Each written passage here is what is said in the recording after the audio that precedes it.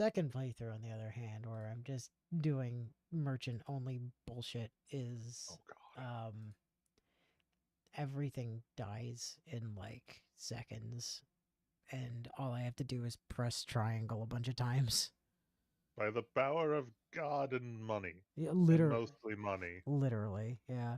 Like, I think every story boss I've fought so far, having already made my way back to the end of Martyra, um, has died in one hit Oh, Jesus to like a Christ. 4,000 damage crit.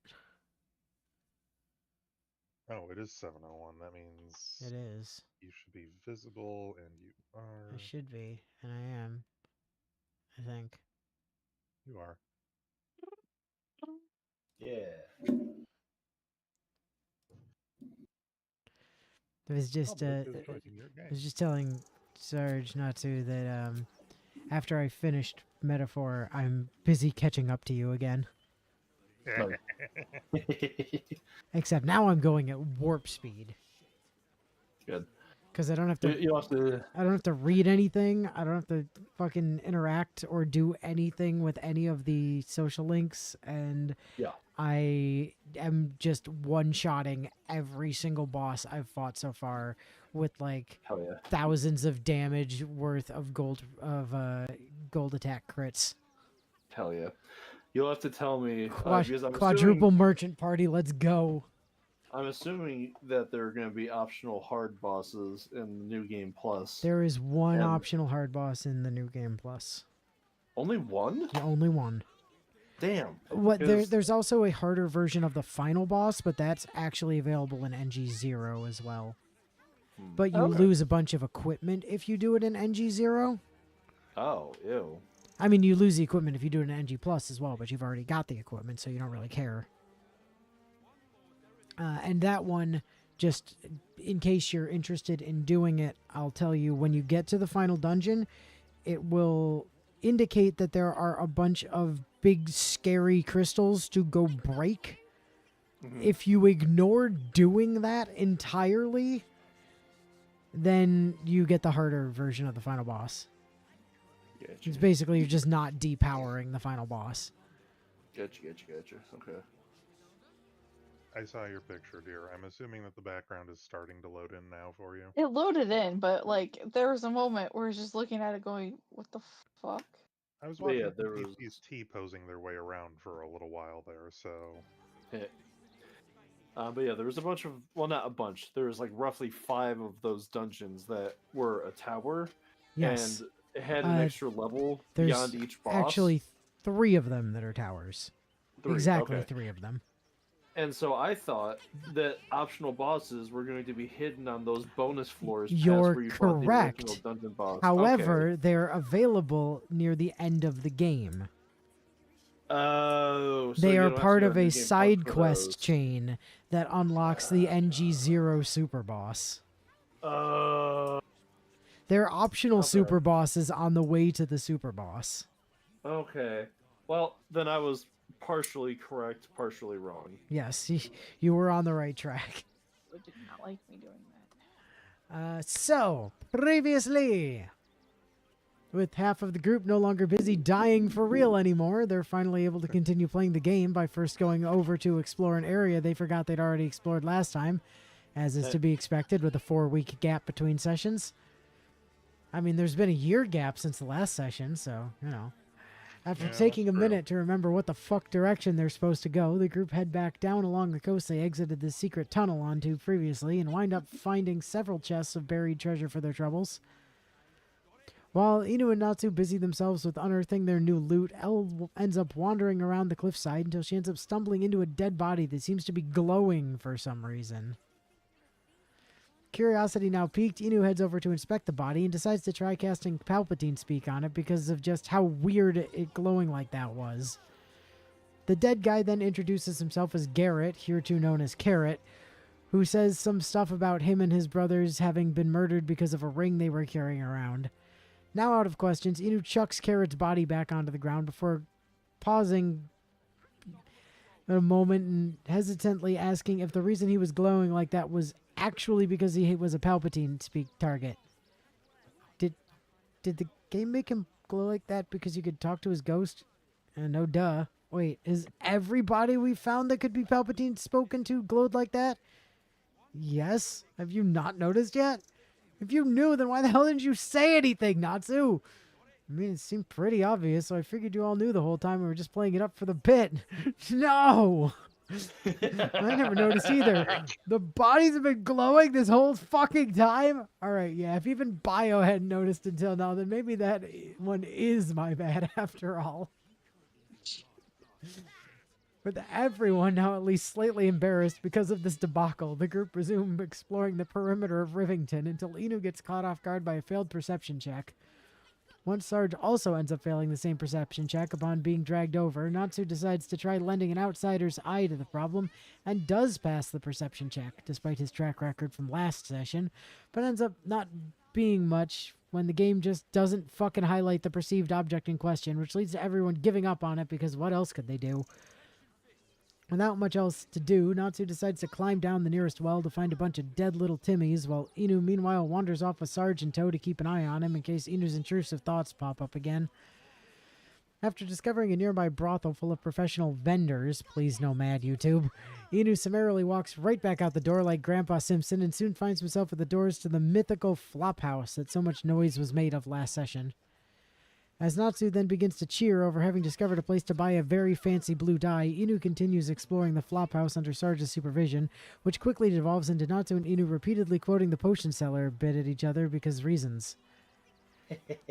The great mystery of what happens to those who are not strong enough for the potion seller's strongest potion is then summarily answered when Inu uses the mystery key on a locked door in the Flophouse attic and ends up finding a dead body that was hastily shoved under a nearby bed. Before Sarge even has the chance to speak up about how contaminating a crime scene probably isn't a good idea, Inu has already begun rifling through everything in the room, which leads to him finding a bona fide hit list that was seemingly left behind by a Baal worshipper. Interest now having been piqued, Inu reads through the hit list to scan for any recognizable names, an act that quickly bears fruit upon finding the name of one already very dead Father Lorgan, and takes special notice of the list coming up with a set of instructions that very specifically mentions to frame every assassination as if it were committed by the cultist of the Absolute instead. Now stuffing the hit list into his pocket to potentially use as evidence down the road, Inu pretty much immediately defaults back to stealing everything in the room that wasn't nailed down, until he eventually notices that the corpse's ghost can actually be spoken to. Firing up the old Palpatine speak once again, Inu rattles off a few questions of the corpse that's apparently always been glowing, and after introducing herself as Fionn Goldgrind, she explains that she was actually murdered by her psychopath of a son after she accidentally found out that he enjoys slowly murdering people so that he could see the life drain from their eyes. With Fionn now useless, Inu chucks her body back to the ground and walks away to throw himself off the nearest 10-story building so he could go check out a new cave the group found that wasn't actually new in the slightest, only to end up caught off guard when Elle suddenly pipes in to say, "Hey, so it turns out literally Satan is just hanging out in a building over here?" Before anyone could process the fact that Satan is apparently just chilling in a nearby apartment, Inu ends up accidentally walking into the secret hideout of the Iron Hand Gnomes and momentarily commits a grave faux pas when he initially mistakes Barkus for that dickbag Bongle. They nearly begin shit-talking to the poor guy to his face, if not for Sarge quickly correcting his mistake, which is good because Barkus does not need that in his life right now. After questioning why the hell Barkus is still here with Bongle in the first place, which is obviously so he can stall the crazy bastard's terrorist bombing for as long as possible, Inu asks him how the whole Bongle situation's been since they last spoke at Moonrise, and is confused when Barkus begins to openly talk about he and the group's shared plan to stop Bongle while standing 10 feet away from the jackass in question. In fairness to Barkus, Bongle probably has terrible distance hearing with how many terrorist bombs he set off, so there likely wasn't any real issue here. Having now been urged by Barkus to attempt to speak some sense into his psychotic friend because the bastard really has just gone that far off the deep end, Inu begrudgingly heads over to speak with Bongle, only to be met with the horrific realization that Bongle is not only a psychopathic terrorist bomber, but that he's also unfathomably racist on top of it, once he goes off on a tirade about how those fucking Gandhians are to blame for everything wrong in Baldur's Gate, trademark. With this sudden display of completely out-of-pocket racism having caught everyone so off guard that all they could do was so blankly utter, "What?" In response, Inu desperately tries to make Bongo listen to reason and stop being such a racist douchebag, only to get utterly blindsided by the revelation that Bongo has made a literal racism nuke to reduce the entire Gandhian foundry and everyone inside of it into wall shadows and ash. What the actual fuck is wrong with this lunatic? Having overheard this whole conversation because his hearing actually works, Barkus frantically runs over to cut into the conversation to rather understandably interject to say, why in the hell would you even think of something like that? You're going to kill everyone in the foundry if you do this, innocent people included. Please just listen to reason here. To which Bongle only seals his inevitable fate by interrupting to say, quiet, Barkus, the adults are talking. I swear to God, if we eventually get the option to kill this fuck, there should be no hesitation to be had. With everyone now reeling over how much of an unrepentant piece of shit Bongle has revealed himself to be, Inu decides that he and everything he stands for can fuck right off to the sun, as he declares the group will march directly to the Gandhians' front door to engage in peace talks like Barkus wanted. Bongle, of course, immediately starts to throw a racist shit fit over people not wanting to be fanatical terrorists, and demands that the group take his racism nuke along with them anyways to vaporize the place, to which Inu pauses for a moment, before agreeing to take the bomb along after all, just in case, when he's struck with the realization that if the group has the bomb with them, then that likewise means that Bongle doesn't. Weapon of mass destruction now removed from the raving lunatic chomping at the bit to set it off, Inu does the only responsible thing and hands it off to the group's licensed explosives expert, which gives Natsu the opportunity to peek into Sarge's inventory to check it out, only to recoil in genuine disgust and horror when he discovers that the racism nuke Bongo made is actually a real nuclear explosive that not only vaporizes everything in its radius due to dealing an utterly unconscionable amount of damage, but also permanently reduces the area into a fucking charred slab of eternally burning hellfire. The actual fuck is wrong with you, Bongle? That shit was fucked. With everyone scrambling to get the fuck away from that lunatic before he somehow finds a way to make himself even worse, the group collectively decide that they need a palate cleanser after that shit and head over to talk with the literal devil because actual Satan seemed tame compared to what they just finished dealing with. Not really knowing how exactly to get up to the luxury apartment Elle saw Satan in earlier, Inu decides to instead attempt to parkour his way across a series of balconies to reach it, which unsurprisingly results in him falling several stories into a random back alley and shattering most of the vertebrae in his spine for his troubles because he was too cocky to switch on Featherfall first. Once Inu is swept up what little remains of his spine, he and the others barge into Satan's room to find him mid-conversation with the Grinch. Sure has been a while since we last saw him, who's desperately pleading with Satan to give him the ability to do something, which is probably freeing Prince Orpheus, because we all know how well that would go. Having now noticed the group barged into his house, Satan tells the Grinch to get his broke ass out of here so he can talk to people with actual worth to bargain with, which causes the Grinch to take his charred face and missing ear, wonder when that was a thing that happened to him, and skulk off to the local pub after demanding Inu give him a status report once he's done speaking with Satan.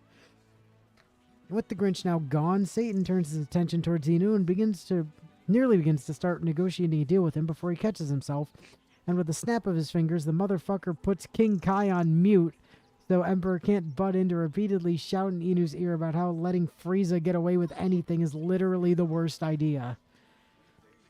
With Inu's brain now free of the only voice of reason it had, Satan gets to work on his sales pitch for the devil deal he wants Inu to sign, wherein Inu would get a magic hammer that could break Prince Orpheus out of the fancy D20, which is historically a terrible idea, in exchange for the group handing Satan the magic crown of literally unlimited power that the big brain am currently wearing, which is unarguably an even worse idea. Satan then goes off on a long-winded Sith-coded speech about how him having unlimited power would be good for everyone, actually, because he would use it to forcibly take over every devil realm into one unified kingdom that he would definitely keep within its own borders for real, and certainly wouldn't ever forcibly expand outwards to take over the world with. Sure. Fortunately for the world at large, however, for as much as immediately handing over control of all of existence to the actual devil would be in character for Inu's dumbass of a character, Inu himself has already learned through first-hand experience what his bad decision-making that letting Prince Orpheus out is an immediate game-over scenario due to the world ending the second he's let out, which leads to him having to turn down the obviously terrible idea he was presented with. Once Satan has finished forcibly kicking the group out of his house, Emperor Kai suddenly pipes back in now that Inu has reception again and asks what just happened, only for Inu to of course try to pick the option to pretend to be clueless about the question. Pretend? Since Emperor is painfully well versed in dealing with the moron he's been sharing a brain with, he understandably decides to immediately cut through Inu's bullshit and look directly into his mind to find out that Satan was the one who put him on mute earlier. And when Inu again tries to stonewall him by giving as little details as possible regarding the conversation he had with Satan Emperor, once again understandably, or Satan Emperor once again understandably, tries to skip the middleman and peek into Inu's memories directly. Tired of having his brain prodded into like this for reasons that are pretty much entirely his own making, and annoyed Inu asks how Emperor would like it if someone looked into his head every time he didn't give a straight answer, which is enough to give the squid pause as he then sincerely apologizes for overstepping and cancels his brain browsing before once again trying to impress upon Inu to please stop being an ass so that the group could save the world. Yeah, good luck with that one, buddy. With Emperor now having hung up to leave Inu to his lack of thoughts once more, the group soon break down the door to the room next to Satan's apartment, only to find themselves caught totally off guard when it turns out to have been the front door to a library containing nothing but BDSM gear and books for weirdo sex perverts. And also a second music box full of bald capybaras for some reason. Sarge? Yeah? I don't want anything to do with this for the moment. You got any other ideas? We could try to murder Satan for content. Fuck it, we ball. With their next course of action now set, the group congregate around the front door to Satan's apartment as Inu decides to hype everyone up by initiating another round of story time before they all march off to their likely demise. Once story time is concluded, the group begins sneaking into Satan's room to case the joint prior to their grand battle of ultimate destiny, which leads to Inu discovering that Satan is some 6 levels higher than everyone in the group expected, and has exactly 666 HP to his name, which is a bit on the nose, but what can you do? Alright guys, let's get in there and kick some devil ass! Inu, the fuck do you think you're doing charging him like that? Kicking some devil ass? We all agreed to this and signed the liability waivers, remember? No, I meant what the fuck do you think you're going to do with the 19 health you're running in there with? I failed to see the problem here. Just drink a damn health potion before I kill you myself. But what if I need it like... No! None of that! Shame on you! But shame! Once Natsu has thankfully managed to save Inu from himself, the group begin to brainstorm how the fuck...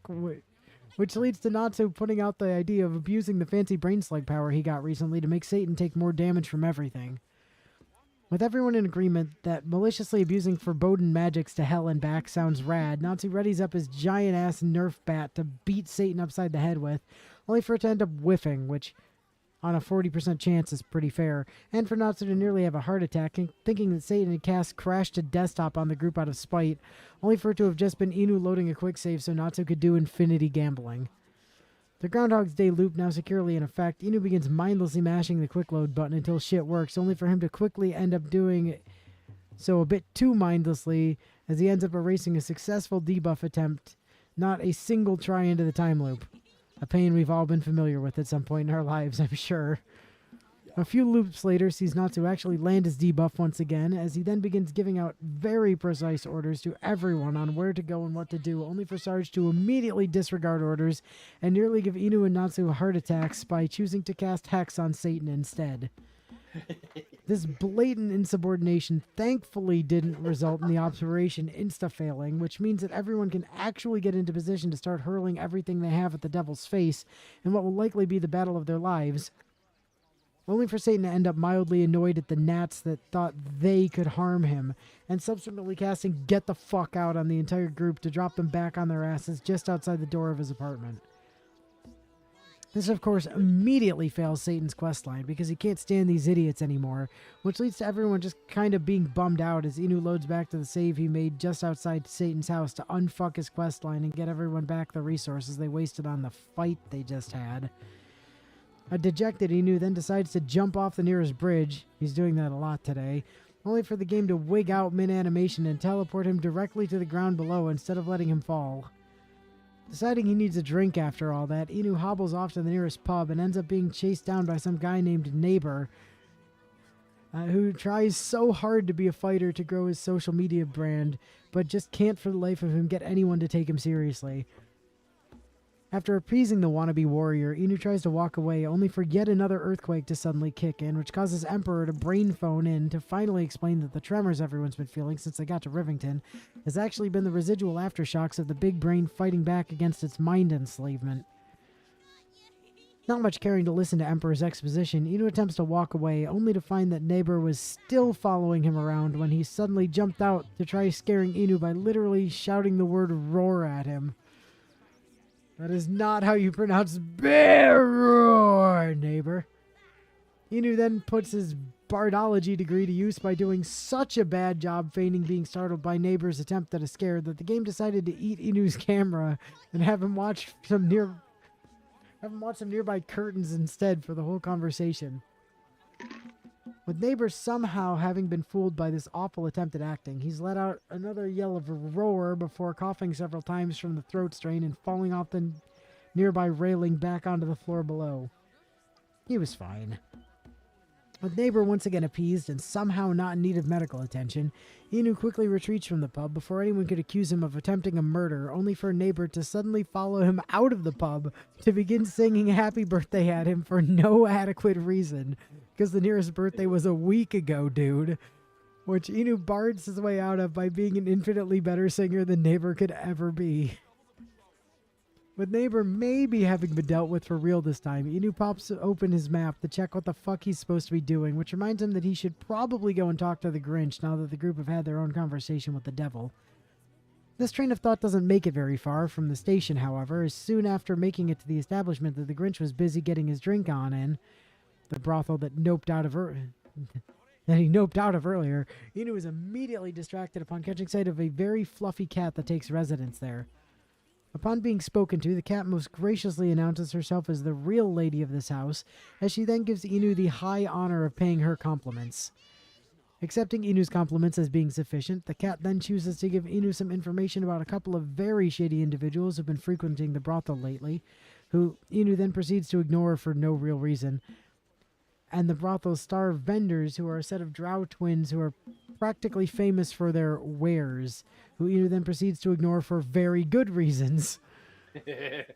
Since going into the back room of the place is practically asking for the stream to get nuked into oblivion, or Inu instead opts to talk to the proprietor of the establishment to inform her of the very dead Fionn they had found, because anything getting any kind of nuked on his watch is too much of a win for Inu to tolerate. With Mamzelle Amira being notified of the unfortunate passing of one of her star vendors, Inu spins the camera around a bit to try remembering why he even went here to begin with, only to get distracted again when he catches a glance of that shitty Dumbo detective, who's presently getting absolutely shit-faced instead of doing her damn job. Inu then sprints as fast as he can up the stairs so he could grill Valeria on why she's getting drunk instead of actually investigating the murder she's in charge of, which is a question that burns so fiercely in his mind that he ends up nearly shoulder-checking the Grinch, otherwise known as the person Inu was here for in the first place, out of a window on his way by. Now fully prepared to cause some problems, Inu wordlessly sits down at Valeria's table, which causes the tiny elephant to immediately begin bitching completely unprompted about how the nun at the church probably asked Inu to track down the elephant to tell her to just do her damn job, to which Inu immediately responds with an affirmative. With the resigned and very drunken sigh, Valeria tells Inu to just get to the point and report what evidence he thinks he's found, to which Inu responds that he literally talked to the murder victim using the very definitely known about spell Palpatine speak, and was told point blank by the victim himself who his killer was, keeping in mind that there was literally a witness watching this ghost conversation the entire time. In response to being informed that the literal murder victim has stated who their murderer was, Valeria chooses to brush the entire thing off by saying, nah, the dwarf we know nothing about clearly had no reason to kill Father Lorgan, so it makes more sense for the person who also had no reason to kill him to have done it, because I said they did it. I need more than vague allegations to work with here.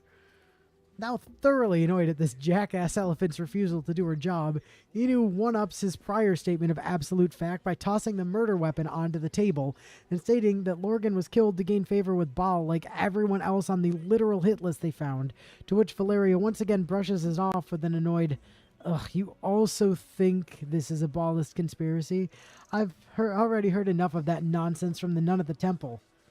Now, absolutely done with Valeria's shit, Inu slams the list he just demonstrated himself to have directly into her face so that she'll actually look at the fucking thing this time, to which Valeria lets out an annoyed sigh before telling him, "All right, if you're going to be this obnoxious about wanting me to do my job, how about you go find Constable Devella and show her the evidence you found while I stay here and," downs entire goblet of wine while still on the clock, "inform the fist about it." I hope we have the option to get her ass fucking fired at some point down the line. With everyone just... Inu decides to blow off some steam by going over to see how the Grinch feels about having nearly gotten defenestrated earlier, only to end up in instant panic mode when his attempt to lie about Satan definitely not offering him any sort of devil deal leads to him actually getting smacked upside the head with a DC 30 speech check. As that shit very obviously did not pass, Inu ends up having no choice but to shove the Grinch into an infinite Groundhog's Day loop until such a time as he finally agrees to stop being a nosy bitch. This plan quickly ends up backfiring, however, as the Grinch's on-load voice line of "Tell me you took the devil's deal" rapidly becomes so obnoxious to listen to that Inu and Natsu begin to lose brain cells from hearing it so many times in a row. Now half a dozen rolls into the hell they've made for themselves, all hope is nearly lost when even Natsu's guidance seems to not be enough to escape until Inu's dice finally stop being fucking cursed so that he can manage to force out the incredible simple phrase, "Satan didn't offer me anything," which leaves the Grinch in complete shambles. Without much else left he can do in this situation, the Grinch all but begs for Inu to find a way to acquire the magic Orphic hammer that Satan offered earlier in exchange for the crown of unlimited power so they can break Prince Orpheus out of his prison in the magic D20. Inu is then quick to point out to the Grinch that this isn't exactly the best idea for the group because of the guy's kill every stroke any illithid on sight policy, which the Grinch assures them wouldn't be the case since the prince will value taking out God Empress Snoke more than his unfathomable rage would drive him to murder you all on the spot, so you'll all be fine. Maybe. Probably. Well, good luck, guys. With the Grinch now off to do get Yankee stuff somewhere else, Inu and Natsu's time-looped brains begin discussing a years-old in-joke from a game they've never actually named, until Inu eventually begins to angrily rant about the time Natsu ended up passing out on him from sleep deprivation and exhaustion after promising to back him up as a support healer, which Bio sees no problem with because nearly passing out from overwork is part of playing a healer. Natsu nearly dies upon being presented with this revelation. While busy talking about in-jokes that only they could understand, Inu ends up nearly walking face first into the barn where all of the donations to help out the refugees of something from somewhere before he gets stopped by one of the flaming fist guards who's keeping watch of the place. Have we not ever... I swear to God we name dropped both of the things we were referencing in that section last time, didn't we? I could swear that... I know we've mentioned Titan Quest by name multiple times. And I could swear we'd name dropped Grim Dawn as well. Huh. Anyway, quickly trying to figure out a way to get into the barn on the grounds that he wants to go into the barn, Inu asks if it'd be alright for him to make a donation himself to help out the refugees, at which point Natsu begins to literally beg for him to offer to donate some gold so that he can attempt to pull himself out from beneath the pile of infinite money he's been crushed by 24/7.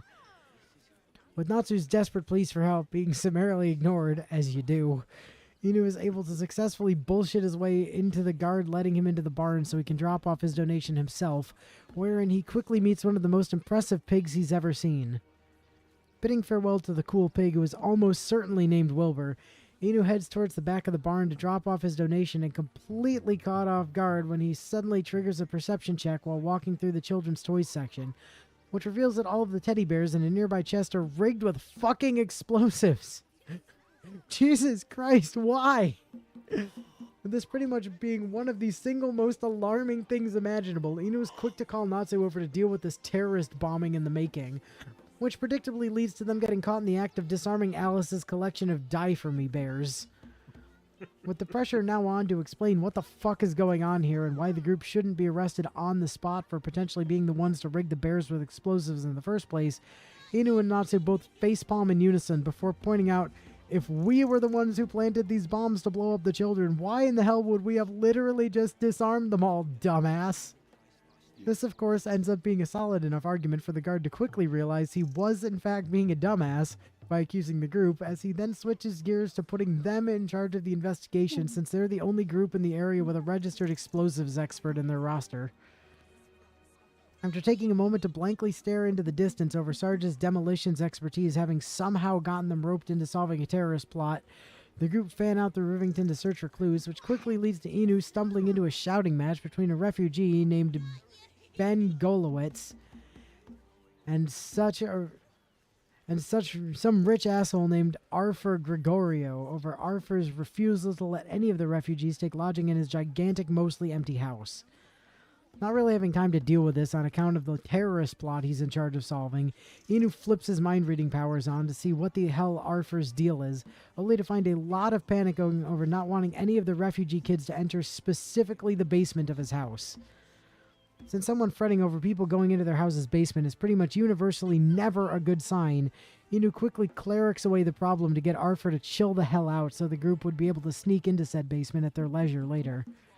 Arthur's caravan guard, Zenobia Dog, yes, that is her dead-ass her actual name, pipes in to give props to the impressive display of strong-arming Inu just delivered, only to quickly shift gears into making it very clear that she views his disarming the situation as being a direct undermining of the guild's profits, since they won't be able to convince Arthur to pay extra to remove the unwanted refugees anymore, and demands that he toss over whatever he has in his pockets if he doesn't want the guild on his ass for it. This prompts a completely unimpressed Inu to stare Zenobia directly in the eyes and tell her, "Bitch, me and my chucklefuck friends literally killed a god of death not even a week ago. The fuck makes you think I give a single damn about your empty threats?" Which rather understandably causes Zenobia to nearly piss herself over realizing that Inu is being entirely honest as the bitch proceeds to quickly run the fuck away before she can get flayed alive. With Arthur's hired muscle now being being put in their place, the group descend upon the man's house to begin ritualistically tearing it apart nail by nail and board by board in search of any and all loot or blackmail materials they can get their hands on. Now taking a seat in Arthur's den, Inu decides to begin another bout of story time as he reads through some erotic fanfiction Arthur wrote that was so terrible even fanfiction bot wouldn't want to read it, in addition to a truly embarrassing letter the man wrote to the madam in charge of the local brothel explaining that he will no longer be seeing the Drow twins after the last time he sampled their wares ended in a way that none of the three of them would prefer to ever think about again. Having now finished airing out all of the man's dirty laundry, Inu decides to put the final nail in Arthur's social coffin by heading down into the basement in search of more embarrassing secrets to share, only to find that the place is rigged wall to wall with fucking explosives. Man, it's really worrying that the teddy bear on the wall has a health bar. So is there a safe way through the exploding maze, or immediately fucking explodes? Well, I guess that answered your question for you, didn't it? With it being pretty damn hard to possibly be more suspicious than that given current happenings with exploding children's toys, the group begins the slow and occasionally very painful process of navigating their way through the fireworks den they found themselves in, and are met with an unfinished teddy bear and a very direct blackmail letter addressed to Arthur for their troubles. Incriminating as fuck evidence now in hand, Inu decides to take the only sensible course of action and marches directly to the local brothel in order to question, beat Arthur over what he's been doing. Not exactly jiving with the idea of having to face the consequences of his actions, Arthur attempts to bargain his way out of the problem by offering a tidy sum of money in exchange for Inu's silence, which results in Natsu collapsing into a fit of laughter so severe that Arthur could still manage to hear it from the opposite side of town. Now suffering from an acute case of absolute dread, Arthur begins to plead with Inu about how none of this was my fault and how he had no choice but to literally blow up actual child refugees, all because he would have been killed by a group of people he refuses to elaborate on. No, I can't tell you anything. If I told you about why I tried to blow up the children, they'd kill me. Sir, I have an eye patch. Alright, so as I was saying, here's exactly how I made the bears and how the people blackmailing me would supply me with the gunpowder.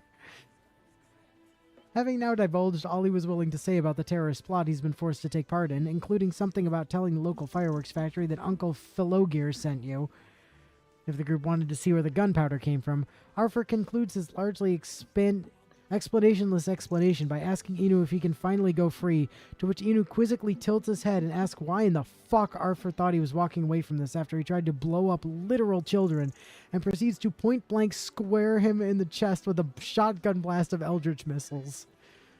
This sudden public execution elicits a momentary bout of panic from the brothel staff and regulars as they nearly begin to flee in a panic, before they then realize it was only Arthur and subsequently return to their business in a nonchalant manner. Because everyone here fucking hated that douchebag. After taking a moment to appreciate the public service he just did, Inu prepares to fire up Palpatine speak to see if Arthur won't answer some questions that he'd get killed for now that he's already dead, just to realize that shit probably wasn't going to fly since he was the one who just deleted 80% of the guy's torso. Fortunately, though, Natsu's on the ball and is quick to ask Inu if he still had that shape-shifting mask on him, despite never using the damn thing, which is able to trick Ghost Arthur into answering some questions because ghosts are apparently just really stupid. At least as stupid as talking Wells and, fucking DOS 2 handing out infinite gear if you just keep being different people. As it turns out, already being dead actually does mean Arthur was a bit more willing to answer some questions this go-around, which leads to him stating he was told by someone named Baynights to rig his Teddy Ruxpin dolls with explosives in order to create a situation to prove that the Steel Watchers, a series of autonomous guard sentinels the group read about in story time earlier this session, which were created by specifically Gortash, were actually needed security force after all instead of the Flaming Fists, which pretty much answered every question to be had about the situation all at once. With it now being abundantly clear what kind of fuck shit was going on with the attempt to blow up innocent children, Inu glances up from Arthur's mangled corpse and catches sight of the brothel's in-house bard, which causes Inu to go into a blinding bard rage as he furiously stomps over to bard pose on the unfortunate bastard, which results in him stealing the pocket money of every one of the establishment staff in the process. Pockets now overflowing with the spoils of his rampant bard posing, Inu has to take a moment to dump shit off at a camp so he can actually walk again, which gives Sarge enough time to ask if he's talked to those couple of guys named Borges and Earspoon yet in the brothel. The two shady guys the cat mentioned earlier, to which Inu once again says he doesn't want to talk to them for no real reason and walks out the door. It's at this point that Natsu pipes in to reiterate that the shady people the cat mentioned earlier are the shady people the cat mentioned earlier, which is enough to finally get Inu to actually go over to chat with them both. Hergus and Burgess then begin having a very loud conversation with each other, only to then get offended when someone in the public place they were having a once again very loud conversation and happened to overhear their private discussion. Some people, I swear. Not having much patience to deal with a Karen attitude as this, Inu peers into Hergus's mind before proceeding to not even use the brain info he just got to prove a point, and persuasions the guy into giving him some info on where to go if he wants some mercenary work. The Guildhall in the Lower City's Basilisk Gate, in case that ends up being important. With the two shady guys the cat mentioned having finally been talked to, Inu pops open his map to look for more pixels to fill in, only to end up momentarily confused when he sees a marker labeled Hit Target show up on his screen. This is why capitalization is important. That bit of unnecessary confusion cleared up, Inu resumes combing the map for every pixel of darkness he can find in order to make his brain shut up, and ends up hopping his way up to a nearby windmill in the process. Initially not thinking much of the winded miller, Inu takes note of there being a locked door for Natsu to pick open later, only to then be caught off guard when he suddenly hears visceral screaming emanating from within the locked room. Seeing this as a sign that it'd probably be a good idea to figure out what the fuck that was sooner rather than later, Natsu hurries over to get the door open, and upon finding nothing but a secret floor hatch inside the windmill, he and Inu descend down it to find an unconscious mind flayer in the windmill's basement. Not having any idea what the fuck to make of that, Inu begins approaching the unconscious and evidently starving squid, only to end up totally sidetracked when he notices a new owlbear plush sitting on a stand nearby. New toy for Owly now in hand, Inu actually approaches the sleeping squid this time, which prompts Emperor to join the group chat to explain that it seems the Mind Flayer only very recently became Am Squid in the first place, which would probably explain the visceral screams earlier, and that Inu should kill the fuck out of it to literally eat its brain raw. And this guy wonders why people don't want to become Illithid. Since Inu clearly wasn't going to do that, Natsu takes the opportunity to literally leap at the chance to get a new brain slug, only for Inu to grab him by the collar midair to remind him that L was meant to get the next brain slug. With Natsu's hunger for brains kept in check for the time being, Sarge begins the arduous process of trying to guide L toward the windmill everyone is currently in, which is only made harder by the fact that she was presently blinking in and out of existence. Alright, I'm in the windmill, no thanks to your directions. It's not my fault you kept disappearing from reality on the way here. I'll go talk to that sleeping mind flayer in the back. Yes, go do the thing he said. I already tried telling the other one, but since he exists to make my life miserable, he refused to listen. Now, since this newborn hasn't yet regained consciousness, all you have to do is kill it while it's... Hey, squid face, wake the hell up! It's already past noon. Get your fucking life together. Or do that. But the groggy mind flayer now woken up because Karlak doesn't do coward shit like that. He angrily grumbles what all the racket is about mere moments before every single atom in his body explodes simultaneously from the force of the gigantic flaming fist that just collided with his face. And with Karlak now busy chomping on the fresh calamari she just prepared, the session ends with the group heading over to the map marker Sarge made earlier so they can hit the hell out of the target so clearly instructed, or keep them from being murdered by a professional assassin. English is hard, so who's to say? Yay. Oh yes, we were supposed to punch this person, I think. Right? Yeah, it does say hit target. Oh boy. I'm not the one that made the map marker. Talk to the person. Sorry, I need to actually get out of it. How do I leave them? Oh, Why it's does that escape. say hit target? Because Sarge wrote hit target there. Because he wanted Karlak to punch this person in the face, I think. Oh. Anyway, Thuldarin, you're on the hit list, I'm Don't pay pretty me any sure. mind now. I'm just trying to make sure everyone gets fed. Where are you now? Well, that was helpful. That was it? Okay. Yep, that's it. I guess there was nothing to be gained from speaking with her. No. Don't pay me any mind now. I'm just trying to make sure Ah. everyone gets fed. Don't pay me any mind now. I'm just trying Why? to make sure everyone gets fed.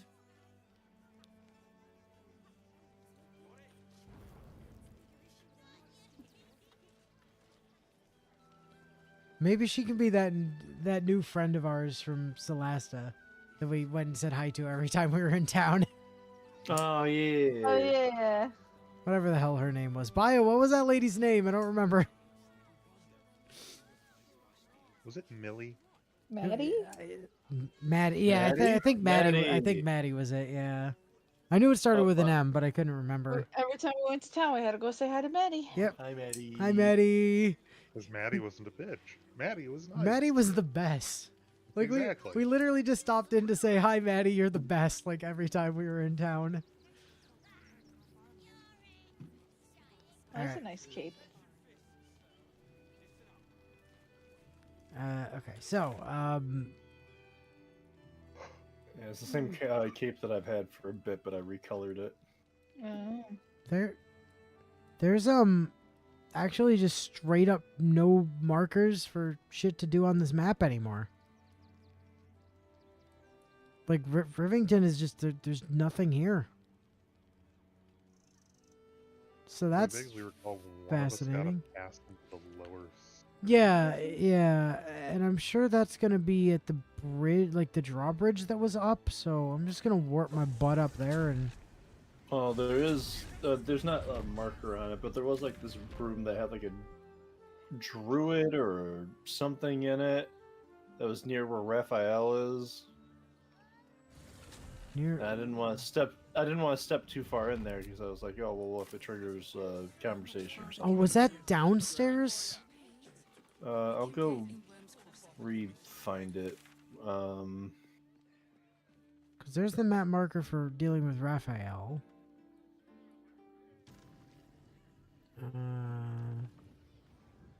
There's the potion shop. Let's see, where do I need? to look. No, that's Raphael. But it's near Raphael, though. So it's... Oh, aha. It's this door over here with all the leaves and stuff on the wall outside the door. I see you pinging, but I don't see the actual... Is it on a higher level? Is that the thing? Yeah. It's not on the ground floor. Okay, how do I get up It's there? on the it's on the same level that Raphael's door is on. Okay, I gotta remember how I get up there. Which I think involved a ladder that was inside this one building. I don't remember how to get into the building now. Can't get there. What do you mean I can't get there? If you double click on my portrait, it'll bring your camera to where I'm at, and then you should just be able to click on the ground next to my character and auto path up here. Ah. I was trying to... Oh, through that building. Then up some stairs. Through a hallway. Up some more stairs. And then out a door. Okay. In here. Nymph's Grotto. I can't help but notice that these two women are, like, nearly naked in here. Yeah. So they probably have some kind of saucy secret going on. I can already tell Inu's got his hand over the full-on, like, cut stream button at the ready. Yep. Yep. I don't blame you, sir. Tell me, am I beautiful? Yes, you More are, than Lord beautiful. Farquaad. You are the aurora stretched across the north skies. You are the golden dunes swept across the Callan. You are the fruit of the forbidden palm. Oh, wow. Soft on my skin, sweet on my tongue. You are my sin and salvation. How's this gonna go wrong? Hello. The parasite stirs, and you gaze at the nymph through the flaming fist's hungry eyes. Oh, god Your damn it. muscles shiver with her longing. Your skin burns with her heat. What's wrong, Jara? What are you? Wait, I know you.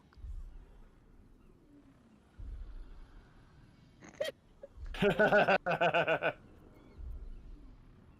most certainly do. Jara is the most valued. Your face. The Absolute has shown me. Jara, what's going on? Who's this woman?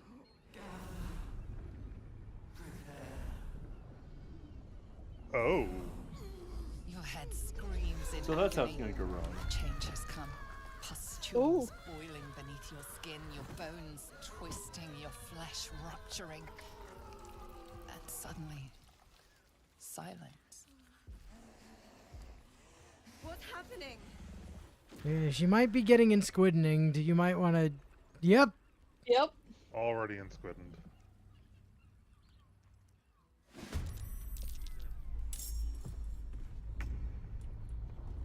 Well, good news, everyone. Goodbye. Mind the civilian. I know. I know you know. I was telling Karlak.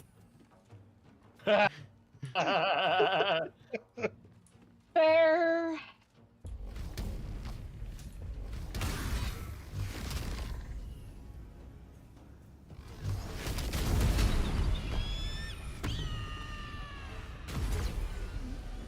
Oh, there's no need for that.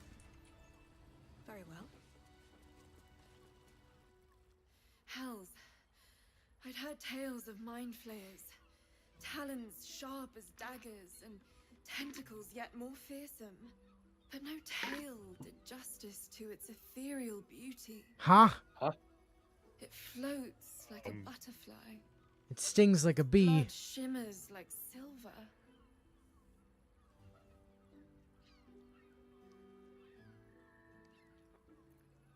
You know, your client is kind of dead. Why are you not more upset about this? Oh, yes, Jara. I will miss her coin, it's true. Though perhaps this is not what you meant. Free your mind of her. Let us look forward, never back.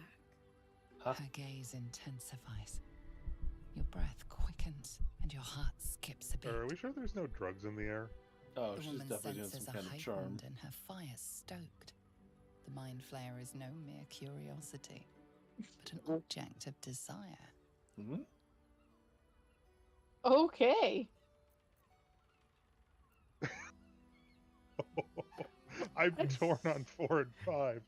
Ooh, I'm gonna go with the warlock option. fair. Yeah. Double check and make sure there wasn't a bard option first. No desire is peculiar. It is instinct. And instinct never She's lies. definitely seen enough hentai to know where this is going. But perhaps there are other flavors that might satisfy my palate. Hey, baby, I'm half squid over here. I mean, you could just give me a few coins instead. I offer something rarer. Yeah, I know, but I'm on stream. Sorry. Rapture. Close your eyes. Demonetization and channel banning. Let's go. Yeah, I think I'm gonna excuse The myself. gods themselves cannot grant you my unimaginable bliss. Refuse it once, and you will be left forever wanting. I just Until it did saves though. No, Fine. really. I'm When a on part of stream. you remains forever empty, yet keenly felt. An ultimate unknown. Yeah, she's kinda beyond your desperate. grasp. Just a little At bit. least take these. May you have I at think she least wants a some sugar comfort mama with in tentacles. bitter times. I won't forget you. And you won't forget me. Superior elixir of arcane cultivation. Yeah, Gain an additional level 3 spell slot. Until the Until next long long rest. rest. Yeah, that could prove useful at some point for me. Okay. Yeah. Alright, well. Hey, this mind flayer had a ring. Ooh. If you like, you should have put a ring on. Wait a minute.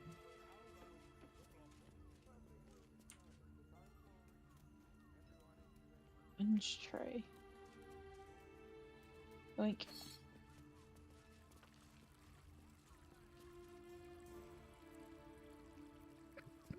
Don't mind me just standing in your fountain. As you do.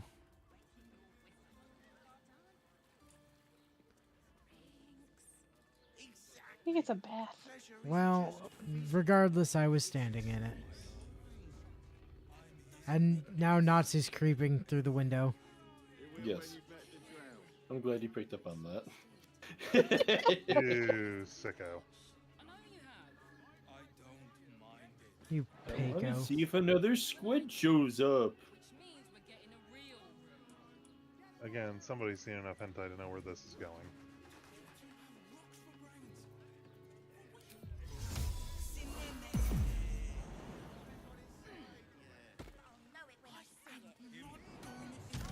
Anyway, time to fling myself off a building.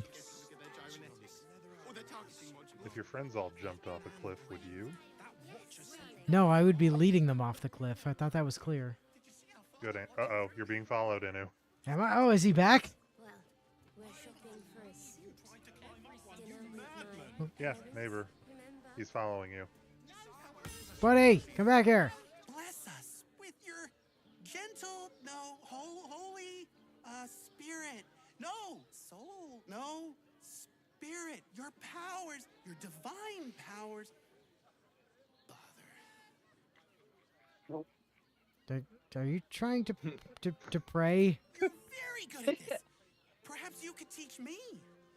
I'm trying to pray. You're preying on our patience. No, I like this guy.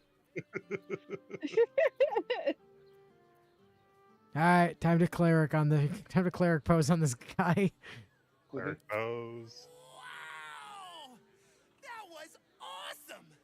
I bet it even works when you do it.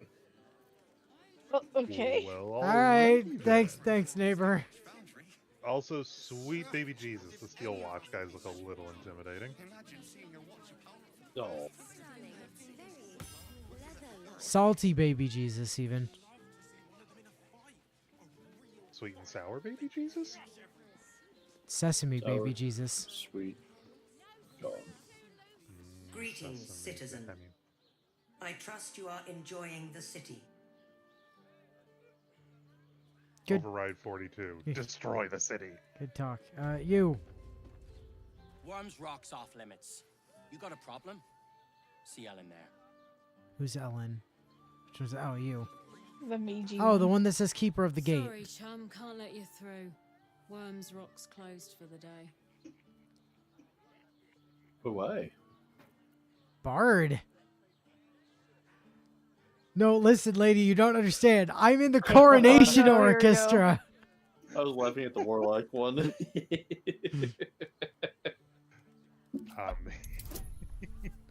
Oh dear God. I have a plus Holy 12. shit. It's fine, and also I have And advantage. So you just gotta roll 18. Piece didn't cake. have it. Never didn't have that. Perfect. Never once didn't have that. Greatest bard in the history of bards.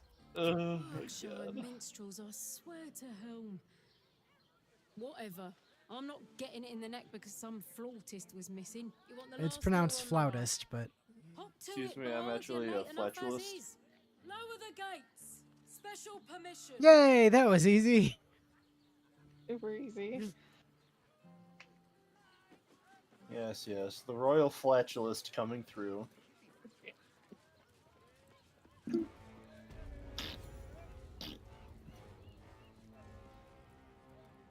That Halt. musical cue. We do not know how you gained entry, but your trespass shall not be punished. Huh? Lord Gortash Huh? has been expecting you. Huh? Huh? Watch's presence fades, but another takes its place. Confident, dominant, commanding. My most esteemed guest, we meet at last. I am Lord Enver Gortash. You are the prison bearer, slayer of the dread General Ketheric Thorn. I welcome you to Baldur's Gate, my city.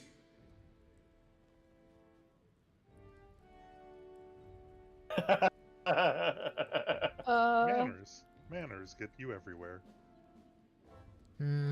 But I could just declare war. You Of could. course, of course. My Steel Watchers are rather adept at keeping the peace, but not entirely suitable for polite conversation. Uh-huh. Allow me to formally invite you to my inauguration. Make your way to the ceremonial hall.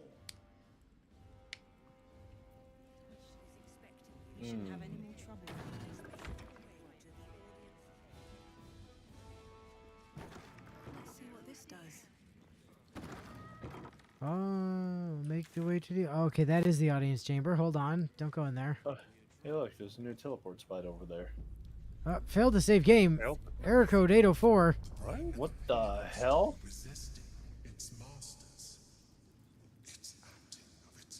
I don't Try want to hear again. that thing's acting of its own will. Wait, what? What's the... Okay, that's the audience hall. What's the other way? Gortash. What? Gortash is on a higher floor over there. But we're supposed to be going into that room? I am very confused as to what the hell is happening now. The audience hall. He's the audience hall.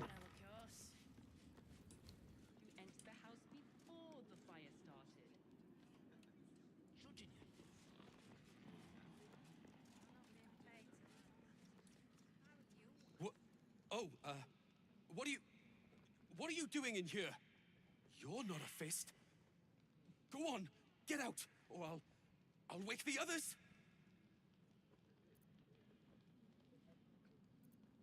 Oh yeah, I can't just read his brain, huh? All right. All we want to do is read your brain. Never didn't have it. No, 19. Gods. I hope they haven't put up the prices again. That ferry's my last chance out of here. Bakshi's got to have something that'll cover the rest of my fare.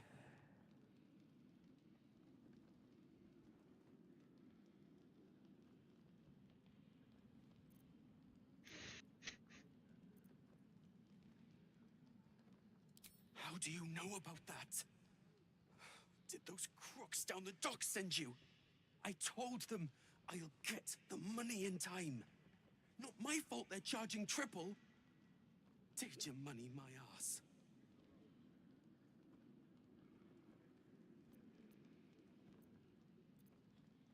No! I mean, I'm just... I quit. Nothing wrong with quitting a job.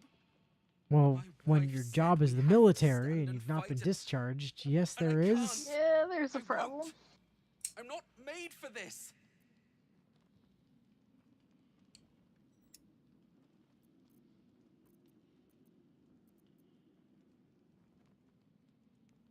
I don't know. You seem capable from where I'm at. I'm not a soldier. I only joined for the uniform and a warm bed. They're better off without me. I'm scared. All I want is to go home. Well, that's too damn bad. There ain't gonna be a home if you desert. Dessert. All I want to do is go home. Sits in the chair. Well, all we want to do is eat your brains. Not us. The other two, though. Yeah. Oh, you're not familiar with the song then. All we want to do is eat your brains. What was the rest of it? And come inside, or? Oh, baby. I'm gonna remember. Why do I not remember how that song goes? You shouldn't be in here. This barracks is private. You again? Oh, I mean, I talked to him, but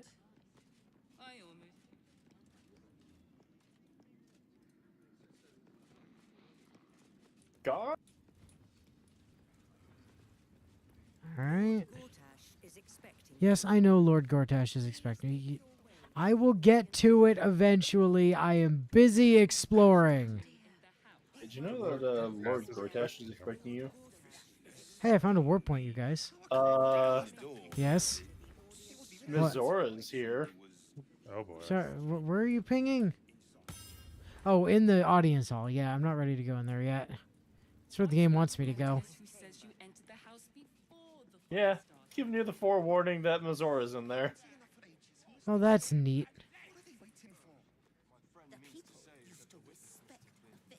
I don't know, dear. I don't know. All we can do is be patient. I almost believed you this time. She has a condition called Zariel's Protection, which says when attacked, Mazora will disappear to the Hells and return after a minute. Interesting. A gith in my armory? I don't think so. Clear off!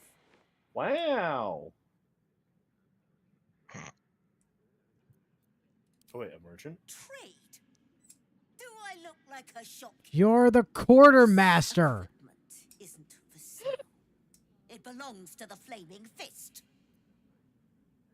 Put my flaming fist up your ass. Hi, I can read your brain. Without using brain slugs, even.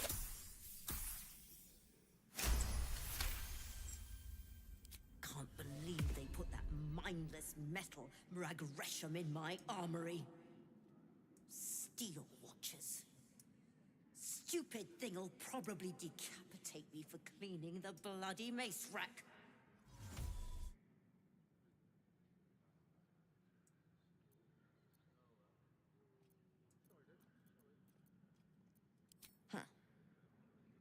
Wouldn't think anything round here would bother the likes of you. But you're not wrong. Strong folk wielding strong blades. That's what keeps folk safe. Not those glorified golems. I don't have anything fancy, but you're welcome to take a look. Neat.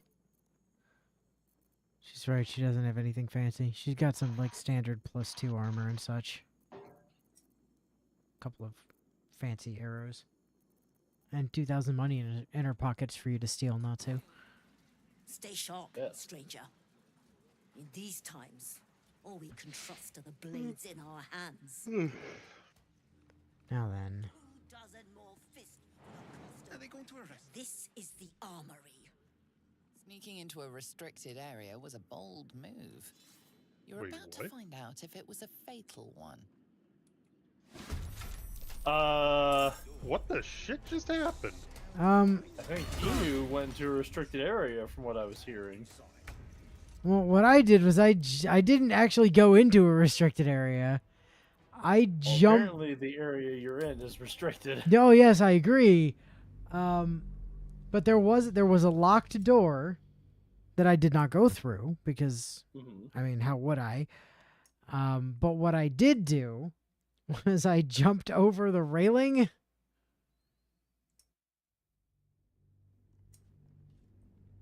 Uh-huh.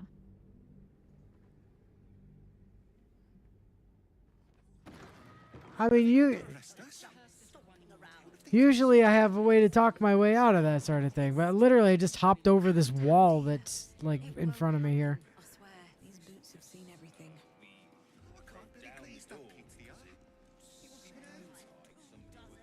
Lord Gortash is expecting you. That's why nothing. This is the armory. No.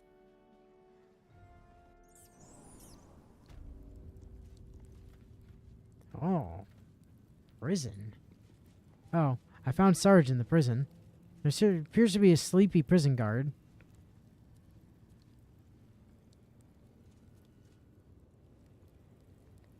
Which I would guess means...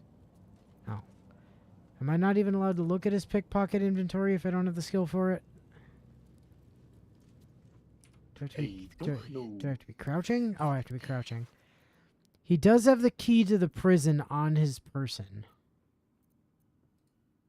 Oh, it's only a 10 for pickpocket? I should be able to hit that. Okay, so interesting note in the book. Uh-huh. So Earspoon, which I believe was one of the two shady folks, was charged with indecent exposure, was absolved and released with prejudice on order of Lord Gortash. There's Otto Ott, says drunk and disorderly, again, detained. And there's a Counselor Floric charged with treason, sedition, and incitement of discontent. Currently detained and awaiting execution. Well, conveniently... Oh, she got detained at some point? Huh. Conveniently, I just acquired the key to this prison from that sleepy guard right there. Oh. So I'm just going to make a sit. What? A sit? Karlak, who are you talking to? Everything good over there? Nobody. Nope. It's just every time Natsu's doing something, it's pulling me into it. Oh, okay. All I was doing was trading. Uh-huh. Yes. And I was getting pulled into the fucking screen every time. However, much like Celesta, anytime anybody talks to a merchant, it like grabs everybody else. Is like, get in here! I only went into it once, though. I was in there the entire time just grabbing items. I'm not sure Elle actually left after you got pulled in there in the first place. Maybe not. Oh, well, that's on you. I wasn't paying attention. Okay. Now, I'm just going to make sure we're saved here, and I do have the key for this door, so... there are guards back there. I don't know if I'll be able to talk my way out of being in there, but that's why I saved before I went in first. Can't get there. I'm just gonna chill here in the doorway and not make this any worse. Cool. You do that. Passageway? We went, yes, passageway. It goes to the prison, where I currently I am. have no charisma and no sneak. The prison, Acid barrel. bitch. Oh. No. Yes. What path lies before me? That fist is right behind you, directly observing Yep. you. I see that. And They aren't they've turned around. doing anything. No, they just saw me approach this locked door and were like, "Yep, that seems fine. See ya." Totally legit. Absolutely not a problem in any capacity. I can't get into the storage room. Okay. Too legit to quit. Apparently, my key to this place does not extend to the storage room.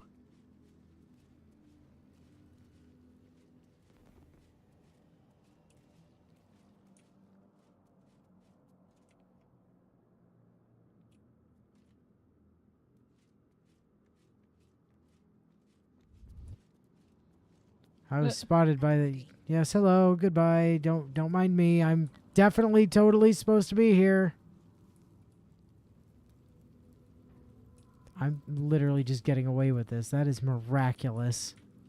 I picked the lock for the door that you were in front Oh, of well, before. I'm just heads going up for this that, one to go away. I that know. yeah, I was going Yep. to say that individual is on their way, so...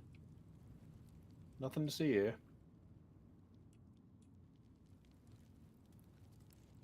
All right. Well, you fancy in the mood for cheese? Not in the mood. Not in the mood for cheese. Soy sail, soy sail. Well, I'm in the storage room. Okay. Is there... I closed the door behind me so they wouldn't see me in the storage room. Good, good. Must have been the wind.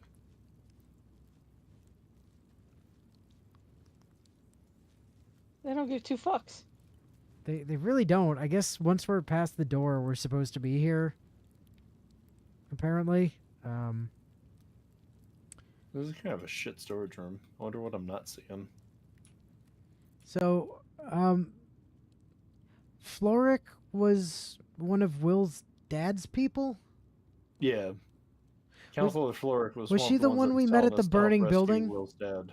Yeah. Oh, okay. And then again at the last light or whatever that inn was called. I forgot she was there too. Okay.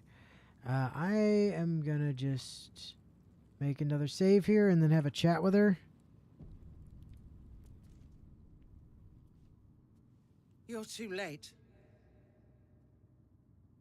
It's over.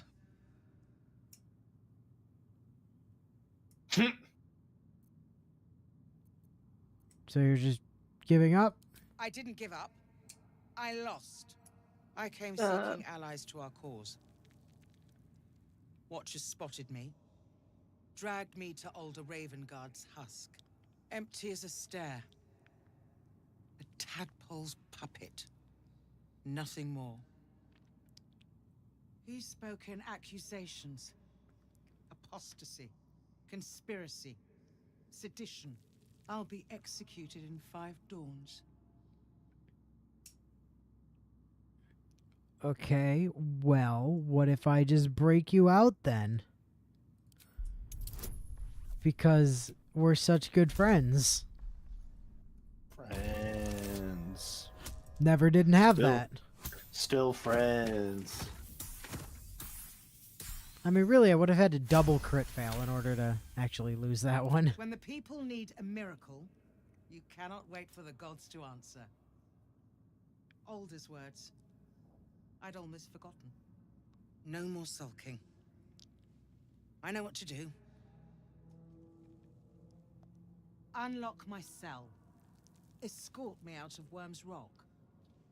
I'll seek out my connections. When the city streets shatter, you'll want their blades. Yeah. Okay, I will figure out a way to get you out. Hurry. With this key I've already procured. Well, it didn't work on the storage room, so I don't know if it'll work on her cell or not, but let's find out. Nope, it's locked. I'll have to get a different key from somewhere else. Womp womp.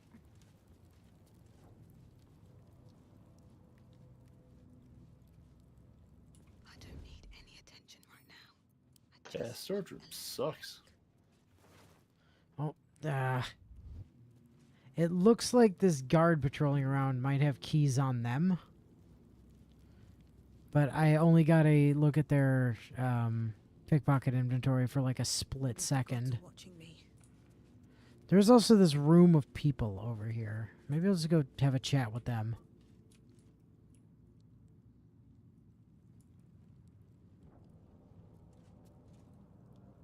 I'm not paid to chat. Never mind, I won't have a chat with them. I'll have a chat with them. I'm not paid to chat. All right. Fuck off. Fair enough. Ivarus, are you paid to chat? On your way. May Lord Gortash provide. Uh-huh.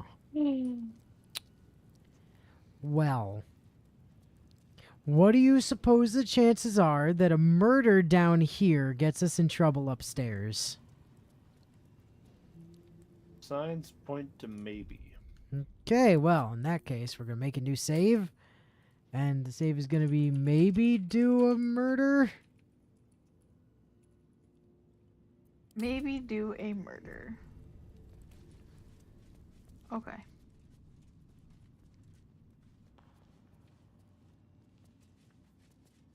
Because it depends on how quietly we can do said murder. Fair.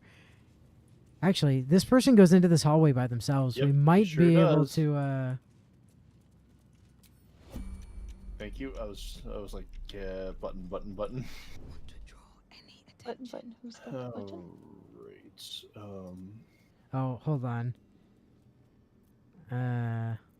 I've just realized that going into sneak mode burned in action.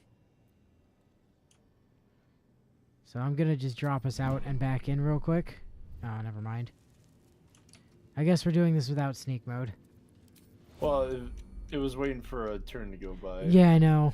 But like No, now you- they're about to leave the hallway, so and they're turned around to face me, so I can't sneak in front of them anymore. Alright, so passive use. Non-lethal. Yes. We're gonna knock him out.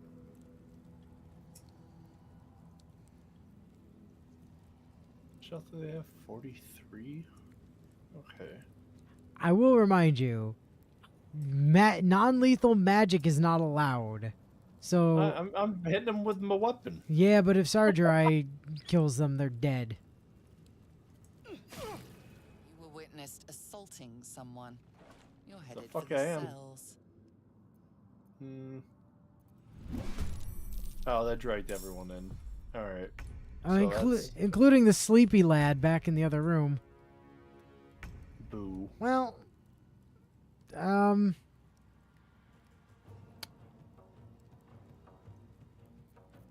that's As a serious question before we engage in genocide run, we have not attempted to wake the sleeping guard to see if we can bullshit a prisoner transfer, have we? no, guard was sleeping and I just stole his key.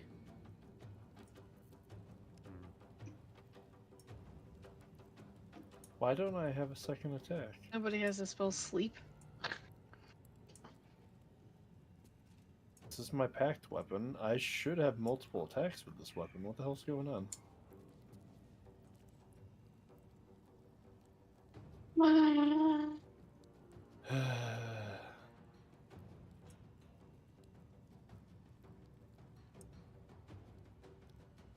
Wow, this is lame.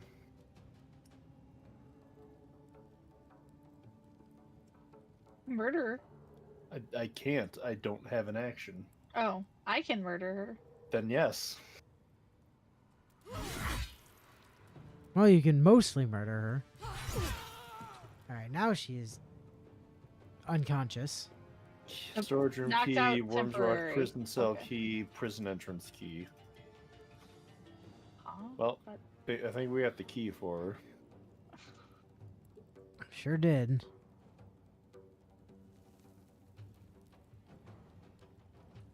Now we just need to deal with everybody else. wah, wah. Think shoving an entire trident up someone's ass would do more than 60% of their health, but what can you do? Well, Yeah, you would think so. apparently what you can do is about 60%. Give or take.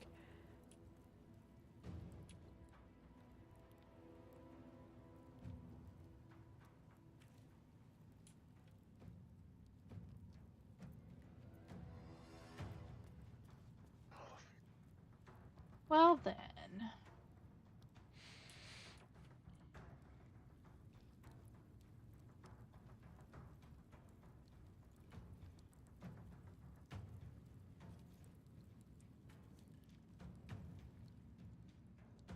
I like that these guards are all listed as temporarily hostile.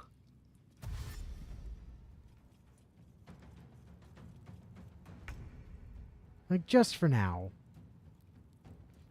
Oh, we're just a little bit hostile.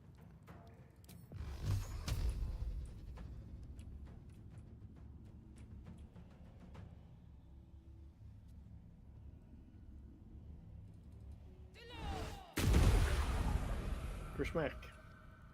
Go over there.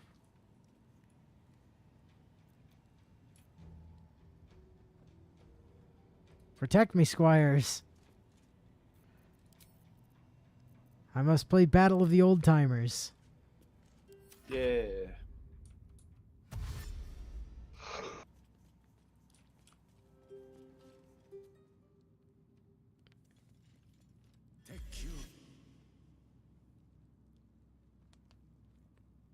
Uh-oh.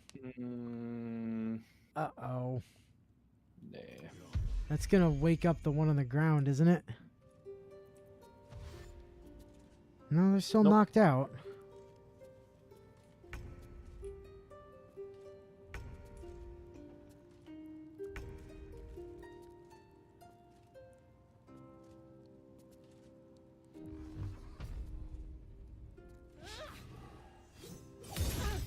Ooh.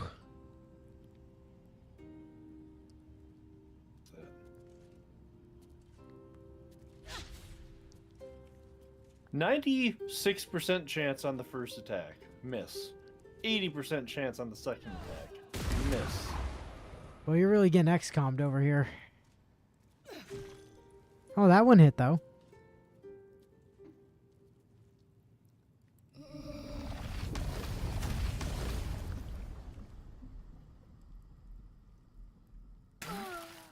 Nope. Did he just unalive someone? No. No. Just yeeted a man, that's all. Eat. It is yeet, I'll be yeeted. Call of Duty yeet a man. I yeeted a man just to watch him yeet. I think I already. Yeah, your reaction's already spent, so get fucked.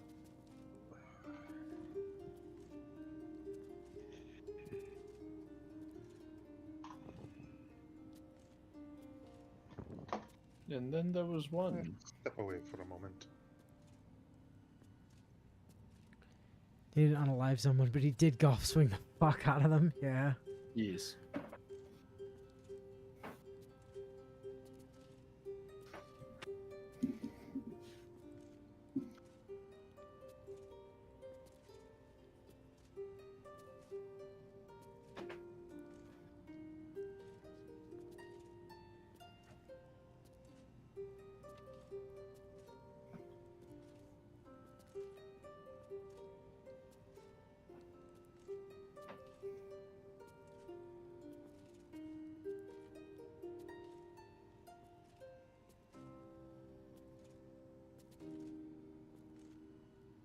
So,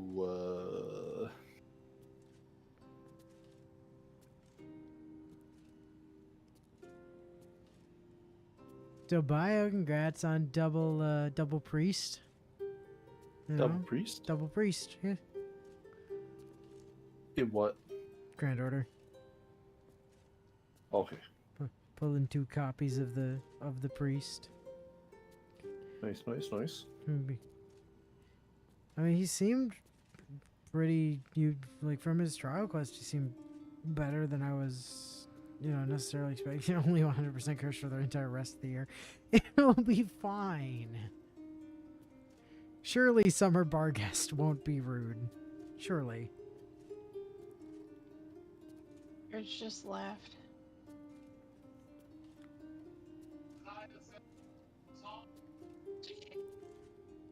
Can't hear him. He's in a different room. He shouted, "The desire sensor knows all." Oh, the Desire Center handed over 2 priests, so it doesn't know that much, apparently. And I'm pretty sure I already hit end turn. Yeah, It's not you. It's not you. Oh, Jesus Christ. What?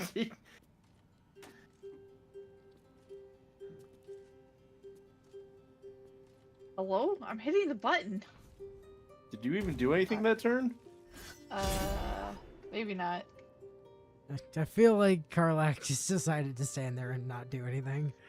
Yeah, I'm fairly certain you didn't do anything that turn. It's the 14 she's got open on the other monitor. Yep. No. It's I don't have 14 culture. open. She says while laughing. Something's distracting you. Discord. It's the culture she has on the other monitor. Sir, I did not tell you could come over here. Please sit in the corner.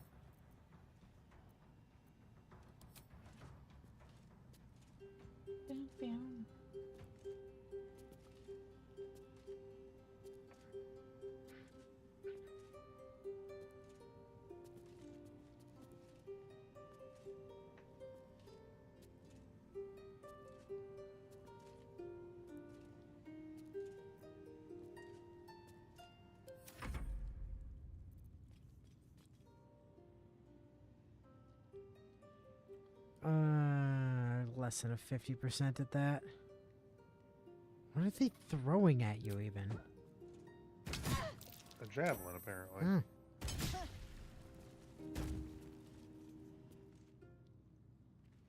And then proceeded to look almost like pole vaulting.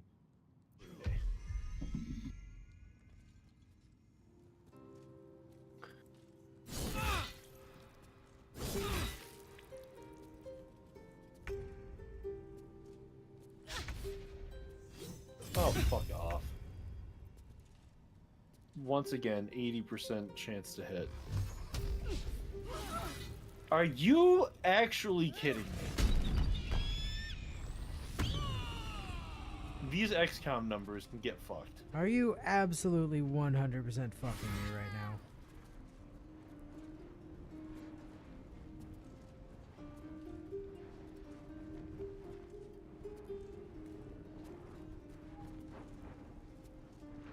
Are you taking the piss, mate?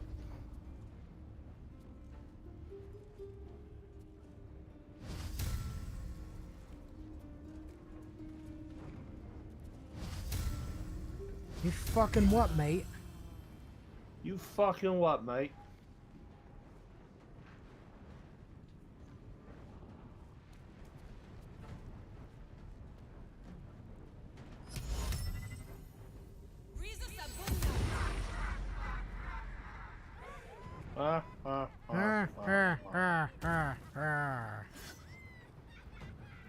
I couldn't be certain that my attacks wouldn't necessarily kill them, so it's like, alright. Well, I tried to prevent you getting tripped there, friend. It didn't work, but I did try.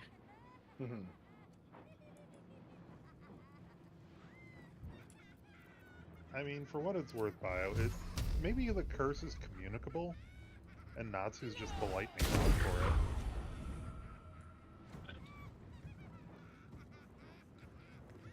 I told you, Bio. Maybe it was just black hole luck, and your luck on Kodamine was from having stolen all of Natsu's luck from all of the video game D&Ds that we've done. All of the everything. These games just fucking hate me.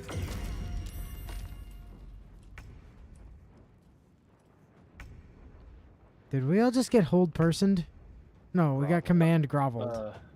I got tripped, and then, yeah, 2 of you got command groveled. And Karlak right now is too angry to grovel.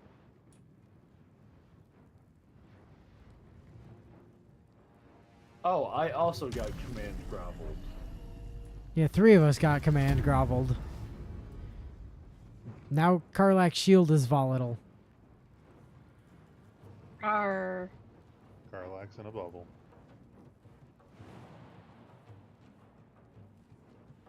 Oh. Look at Karlak, all bubbly over there.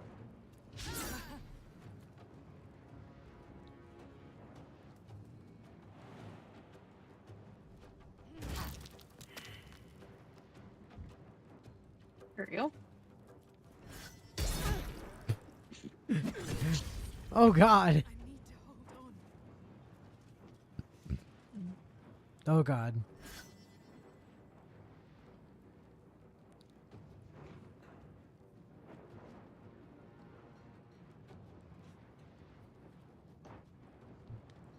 Yeah.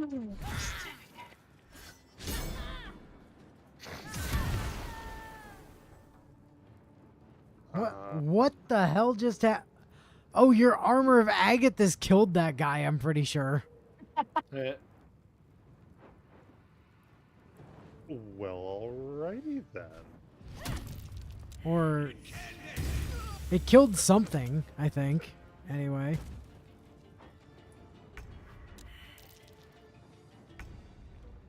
Oh, was it Everus who was already... no, Everus is showing the knockout indication. Well, something got taken out there. I mean, Avelios is on the ground. Let's see.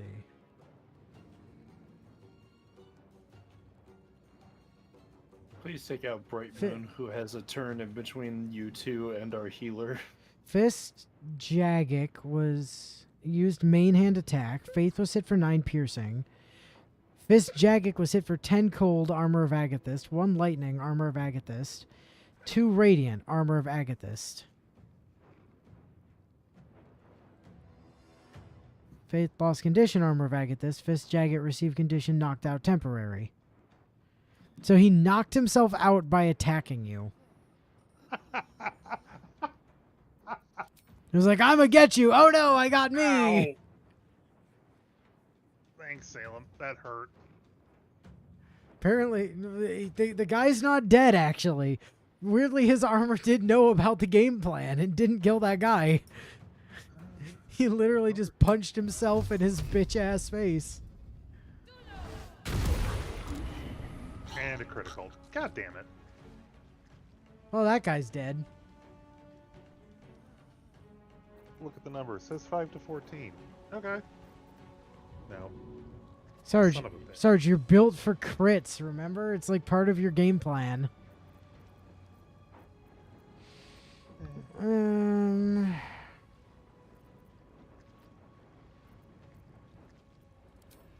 cast that to a level 2. I bring you health. Well, I did. I just low-rolled the heal, apparently.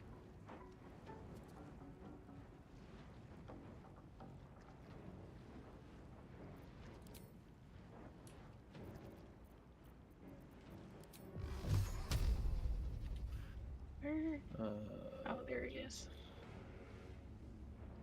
That one is...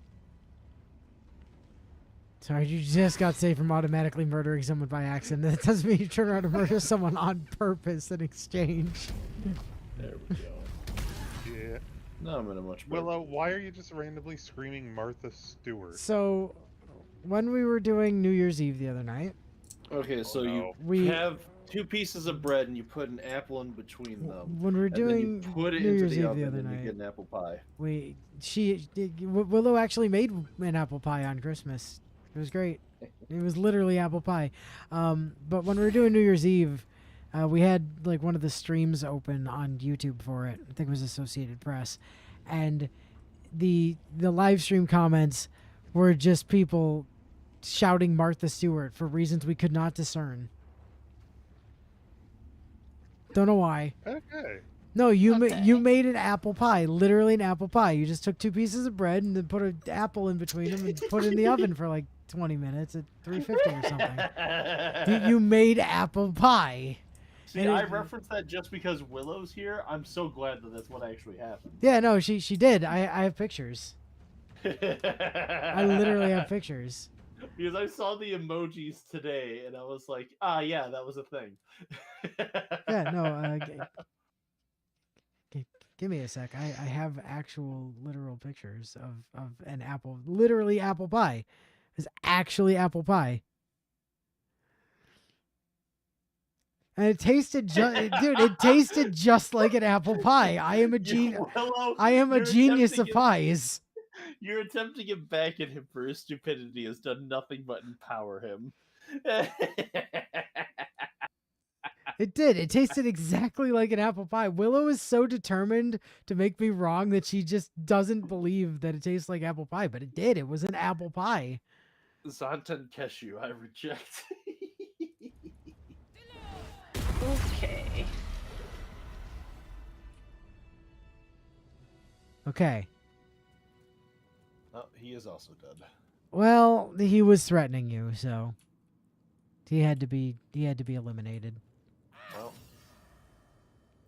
yeah, I guess if we're going, all in, we already killed 2 of them. Might as well finish off the rest. We witnessed assaulting someone. Wait, what? What? Headed for the south. That one had more than 1 health left. Attack. Oh, but he's still unconscious, so he woke up long enough to be like, "Hey, cut that out."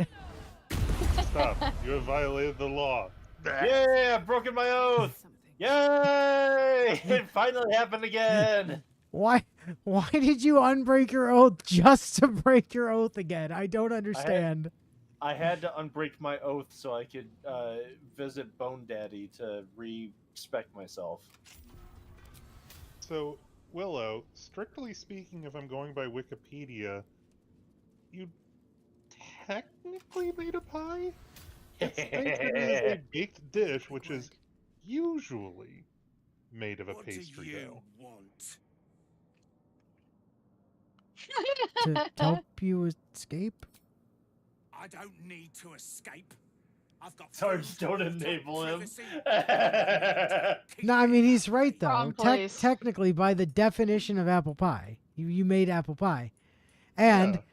I am a genius of apple pies, is what we've discovered. I mean, that's really all there is to it, is I'm a genius of apple pies. Because exactly how I said that you make apple pie made literally apple pie. It tasted just like an apple pie. As a serious question, Willow, did you crimp the edges of the breaded monstrosity and season it like you would an apple pie? She used some cinnamon. Because that, I was gonna say that wasn't part of Enu's instructions. No, I said maybe some cinnamon or something. She did actually disregard the instructions though, because what I said was you just get 2 slices of bread and stick just like a whole ass apple between it with maybe some cinnamon or something and throw it in the oven at like 350 for 20 minutes or whatever. And she cut the apple. I didn't ask about sugar. She did cut the apple. She it. didn't just stick a whole ass apple in between 2 pieces of bread. So she did technically not follow the instructions. But no, it was literally an apple pie. Absolutely 1000% an apple pie.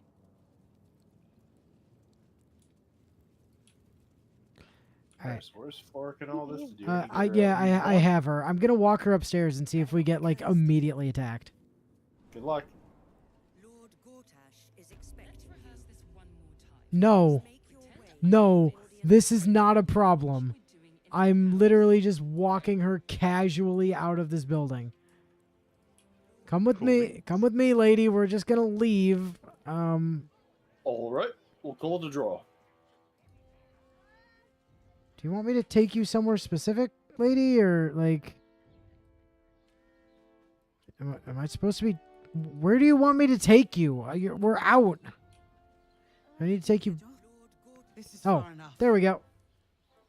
The way should be clear. I can't thank you enough for getting me out of that damned prison.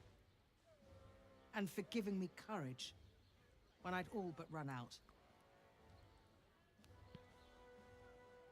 May also have been something about a blowtorch in the original instructions, but that whole stream was just a mess of stupid bullshit, so it's hard to say. Bard option! Yes, I have some connections in the upper city. Perhaps they'll heed our call. You won't fight the coming battle alone. As long as the city stands, I will stand with it. I want that dress. This is my promise. Give me that dress. Wait, why are you running back into the... Yo, she just sprinted, I think, back to the prison. What the fuck? Like, she fucking Naruto ran past me. What the actual shit? Lady! Alright, I'm going back downstairs. But yeah, Willow, if you had successfully crimped it, I would even argue farther that you made yourself a pie. She made an apple pie. It's not a question. It was 100% an apple pie. Tasted just like when I ate the whole damn thing.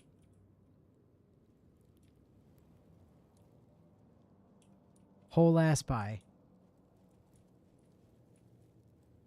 Okay, I don't know where she went, but she's not back downstairs. So no, she did not just run back to her cell. Oh, right. I have to go back to camp real quick and go talk to what's their face to go get my. Got to go break your oath again. Yeah, I mean the oath is broken. I just gotta get my cool powers from it. No, I had a great time with that. It was that was great pie. Like 100% one of the best pies I've ever had. Oh, wait, why are we at full health, by the way? I used a short rest. Oh. I used a short rest. Oh, hey, there's a letter from Arabella here. Did we read this yet? Probably not. Okay, I'm gonna pick it up and send it to you. Send to Shelly. Yeah, Willow, did you do anything else to it? Like douse it with any like cornstarch, flour, any of that? Sarge. Oh. 2 pieces of bread, some apple in between, some cinnamon. You've had all the instructions. Okay. Will also has an exclamation point above his head. Well, we'll deal with him next time we're at camp. The ink is still fresh and the letter is drawn in a careful hand. Hey, you. So I owe you a lot. For one, I don't know what the inside of a snake's belly looks like. For another, let me stay at your camp. And for another, you found out what happened to moms and pops. I'm on my way now, and Bone Man says it's a good thing. I just have to let the weave guide me. And as far as I can tell, it's tugging me to Baldur's Gate, trademark. So I'm headed there first. Anyway, thanks for everything. I won't forget it. So Arabella's here in Baldur's Gate somewhere. Baldur's Gate. I mean, Bio has a point, Willow.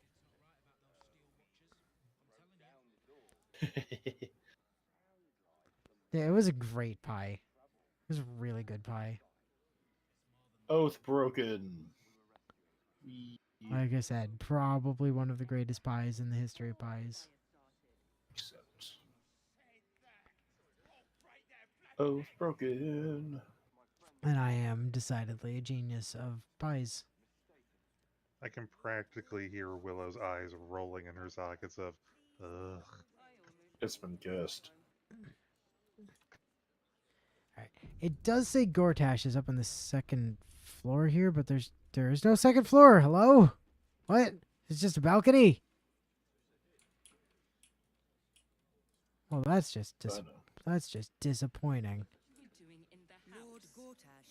Disappointed.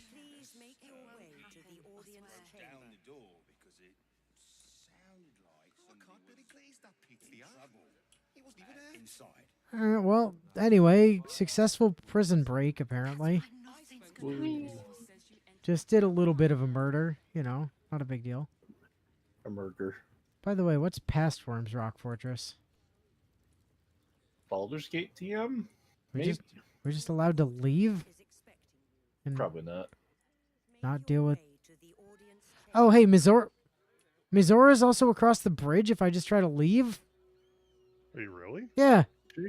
Oh. Yeah, she's just chilling out over there. Oh. Is she in 2 places simultaneously? Let me go back and... I don't see her in the audience chamber. She is not in here anymore. Oh, that'll make it easier to talk to her. If it isn't little Will's chums. I hope he hasn't been too much trouble. Heard about his father. The Dead Three's puppet. A travesty, really. He's upstairs in Worm's Rock, ordaining Gortash as Archduke. A splendid shindig, I hear. Perfect for crashing. Go on up. We'll talk after. And bring the pup along, if you can. Really fucking I'd wish we hate could. for him to miss the fun. I literally can't bring him. Sorry about that.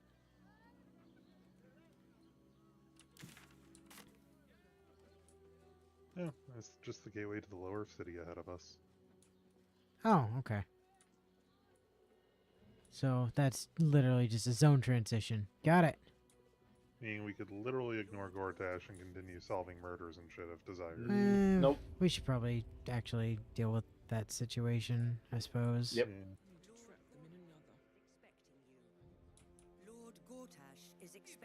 Lord Gortash is expecting you. Lord Gortash is expect. Lord. Willow is apparently so disgusted she's just letting the video play in the background.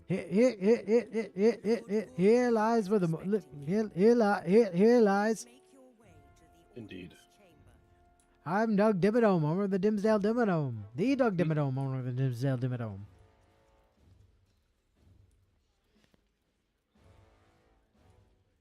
This seems suspicious. Don't be suspicious. Don't be suspicious. That is a nice wall. I knew it. Aha! Where does this go? Outside. Yes, but where? Down a cliff.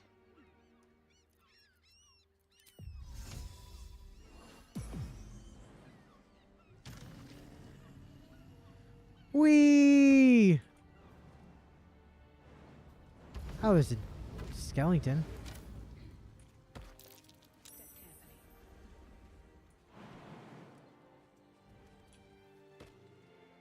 What the heck? Disarm. What about that arm? No, I don't care about that arm. Alright. Disarmed. Now lockpick.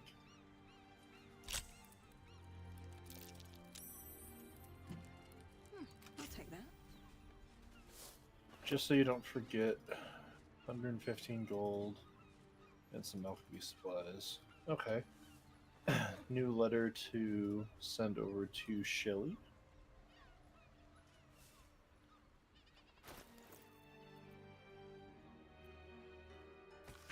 I'm pretty sure that between the guards, the arrows, and the jugged thunderbolt, you'll never survive to read this note, but just in case, I want to make sure you know what you did to deserve all this. Remember that shiv you stuck in my leg when you turned me in? Yeah, that's why. Enjoy your escape while you can, Arswipe. I'm gonna haunt you in your sleep.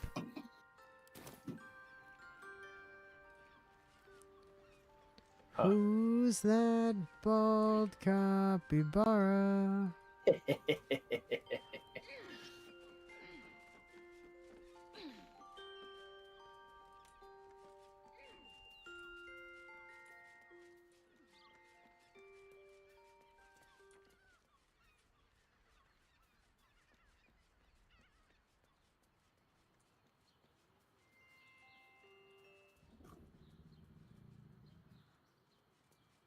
Where in the nine hells is this even going? All over.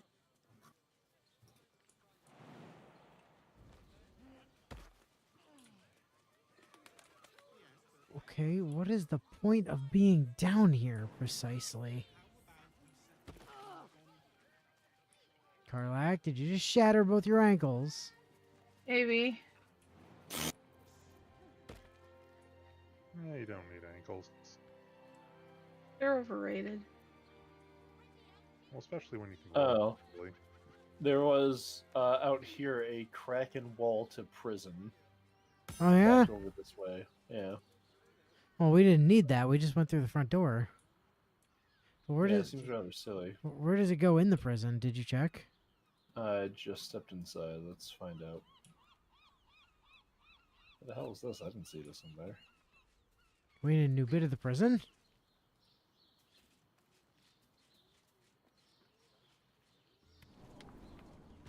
Oops. Oh yeah, this is a different bit of the... Where the hell are we? I think we're on the other side of the storage room, if I was potentially seeing this correctly. Yep, it's the storage room. Oh, that's why there wasn't fuck all in the storage room. There's... But what's the point of this? We got in, like, no problem. They didn't give a shit. There's... Please finish your words, Sarge. So I followed the cliff around, up some knotted roots, Uh-huh. and there's knotted roots going up to a Mouse balcony hole with to double worms, doors, rock cells. and I have no idea what I'm outside of. I don't actually some know double doors. where you are. So if you're back I outside, am. I have. So keep running down the path to where I think you stopped to explore the pillars of like the bridge or something near the chasm. Right, yes. And if you keep going forward, there'll be a spot you have to jump over and across.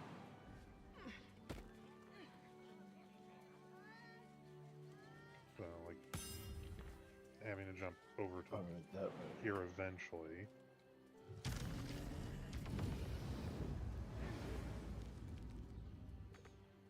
And you'll be able to keep running, around.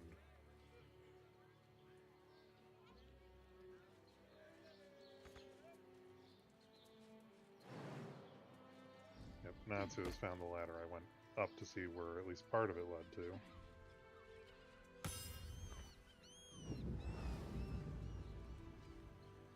Yeah, I have no idea what I'm standing outside of and don't want to start shit. Worms Rock Fortress. Lockpick. DC 20. Okay. I have 4, 6, 10. Somewhere between 11 to 14 for a bonus and advantage, so. And I rolled double 3 for 17. What? Why? This guard caught you picking a lock. What? Perhaps you'd like to try the lock of your very own cell. Nani?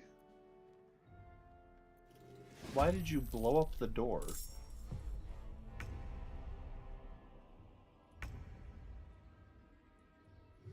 They could.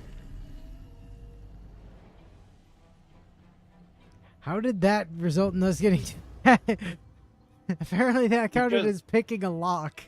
I was in the middle of picking the lock on that door.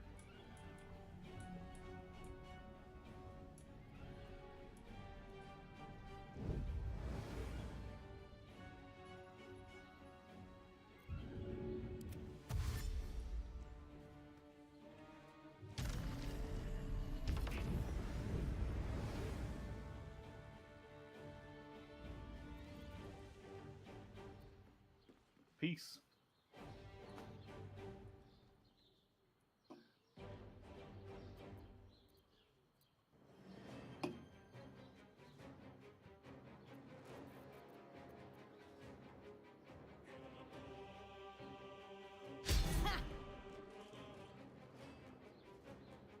Away, you pox nun!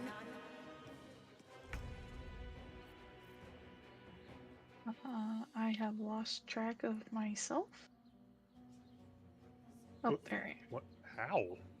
I found myself. So you went on a spiritual journey, you're saying? Certainly sounds like it, yeah. Something like that.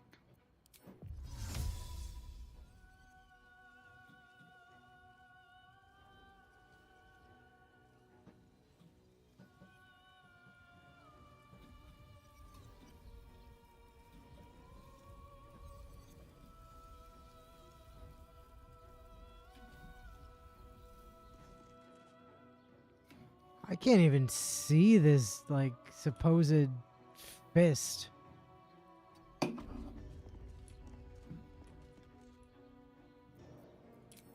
Fascinating. Good idea, I think.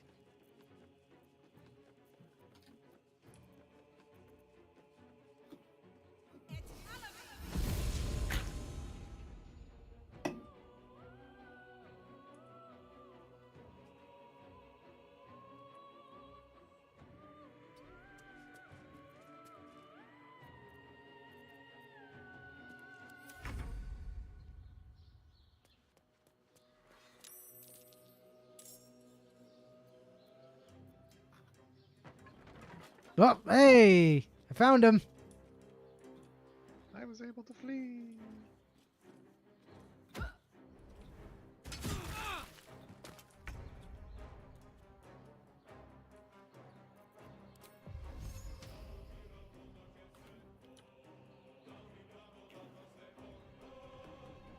Sienna and Grub were was the homeless girl and cat that we basically are like. Yes. Okay. Yep. Huh. The statue, true hero of Baldur's Gate, the one that's in Inu's character's depiction, has a thing on it that says, "Just look at those cheekbones."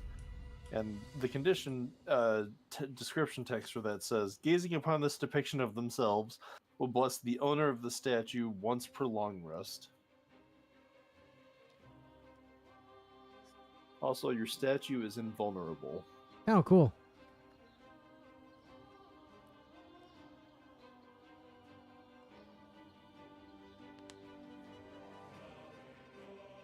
And it has a ton of notable features on it. Which I think are based off of your own features? Yeah.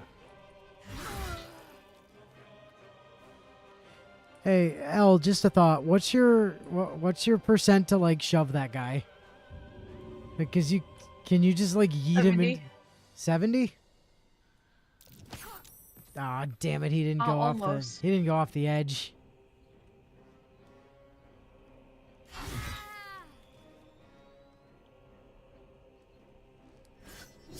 Shot.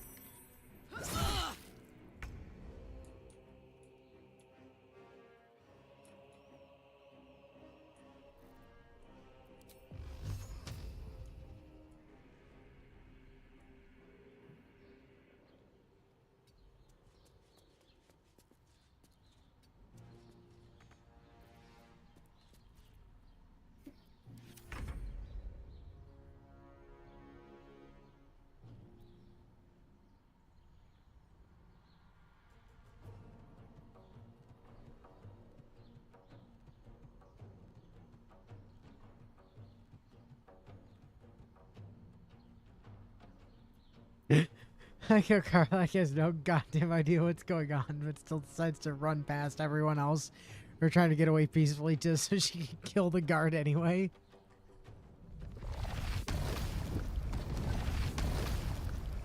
Alright, fucker. Won't let me eat them all.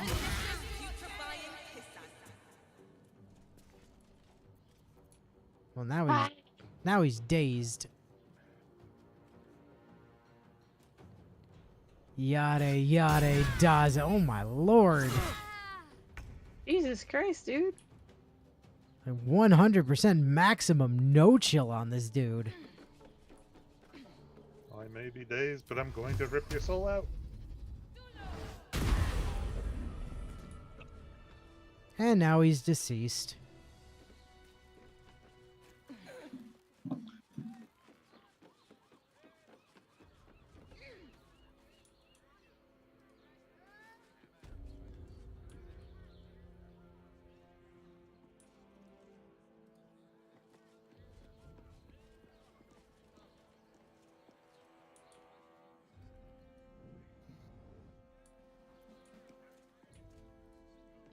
Oh, I think this went into the upstairs bit where Gortash is.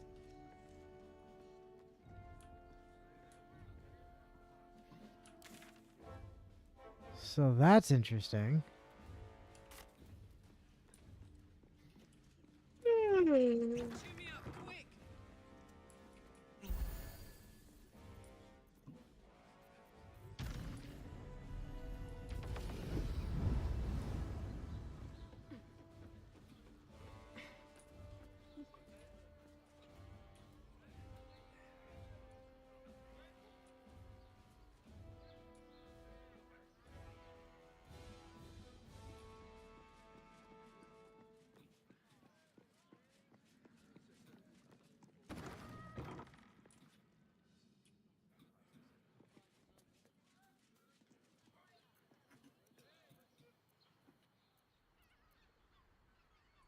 Well, we've certainly got an escape route if we need it. That works.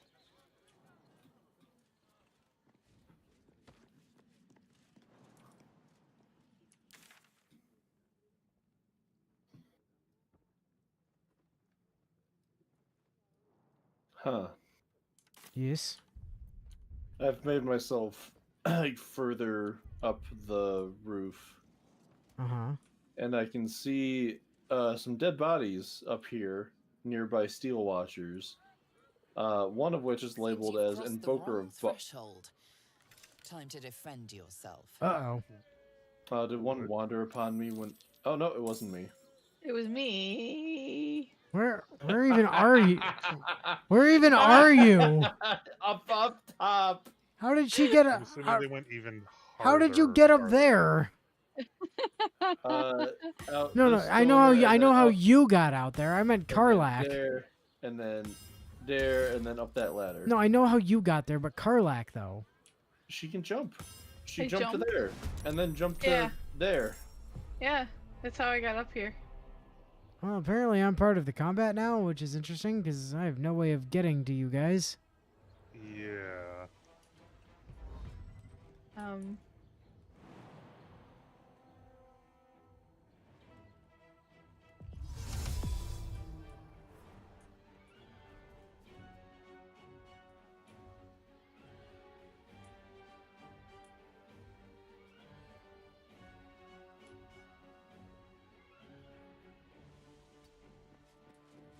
Hi.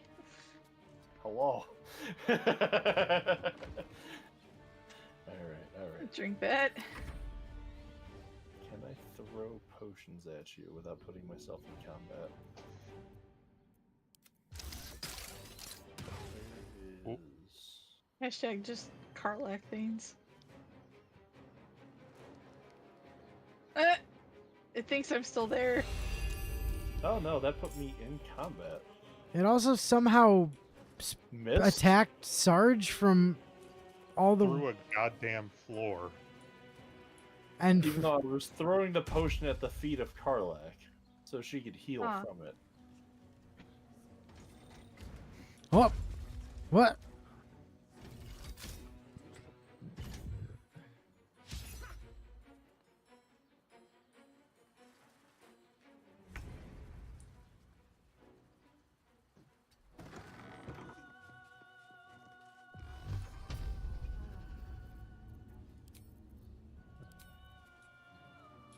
You're not gonna be able to, Sarge. I was just looking to see what I could see. Interestingly, it didn't tell me path was blocked, just, debuff due to low ground. Which was fascinating.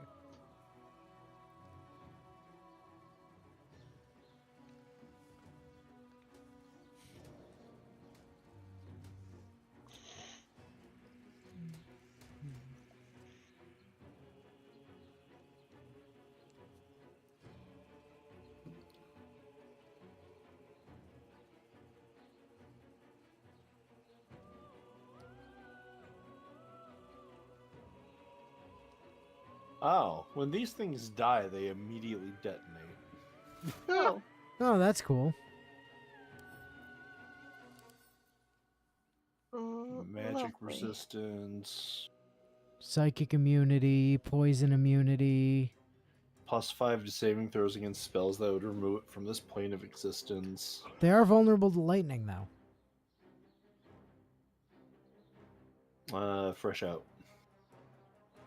And they have dark vision.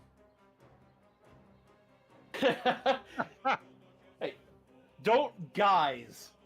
This was all Karlak. I was up here doing some scouty stuff, and all of a sudden, it's like, oh, we got pulled into combat, and I was like, oh fuck, did I get spotted while I was looking at shit? No, wasn't me. All I hear in my brain is off to do some sketchy shit. Doo-dar, doo-dar. Hope I get away with it. Nah, fucking hell. I mean, I was getting away with it until the non-stealthy person came up here with me. And obviously got instantly spotted because the game has no chill.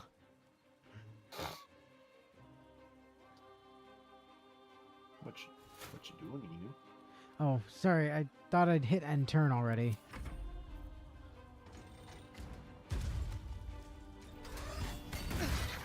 Yep.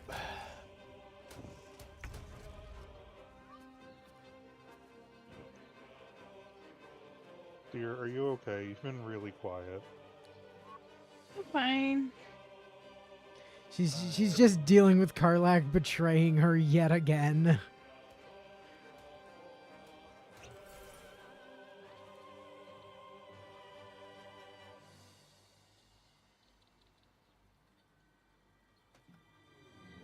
Aw, Vivi.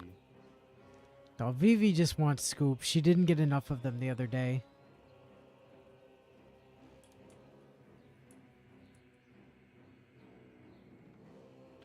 I don't suppose you can just, like, flap your way back down to the lower plane. I'll be able to when I'm not maimed.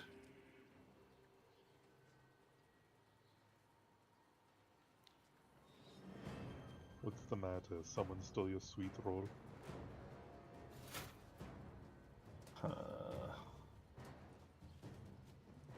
Well. Yep, I guess I'll just have to hope that they think I'm not there anymore. 'Cause I'm Hi.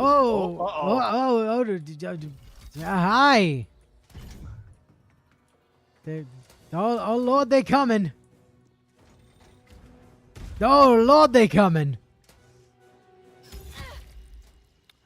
Sarge, we have problems. Yes, we do. All right, here's the plan. You're on your own. See ya. Here's the plan. I go on full support, and you laser beam these jackasses to death with extreme prejudice.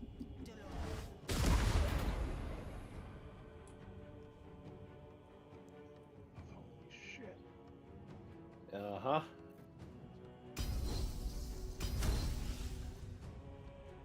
Just keep blasting. And don't kill one when it's next to you. Yeah, also very important. Or I guess next to anyone in our party.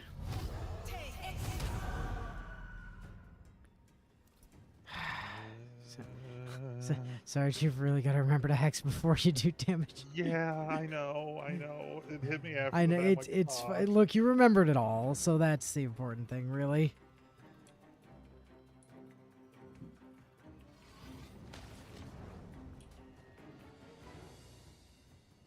Yeah, Brain, why did you think that would work?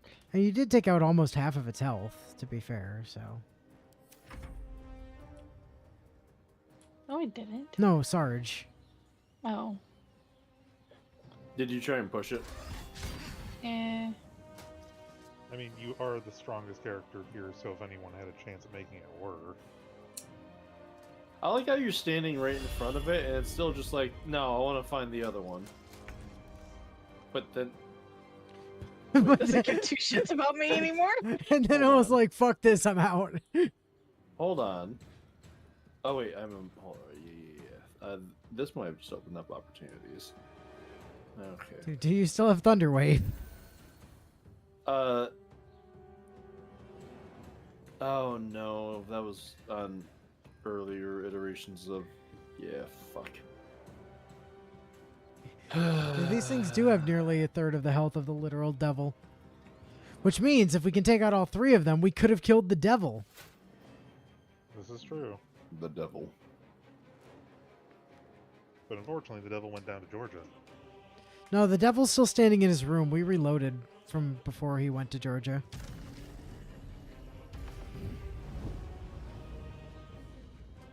Okay.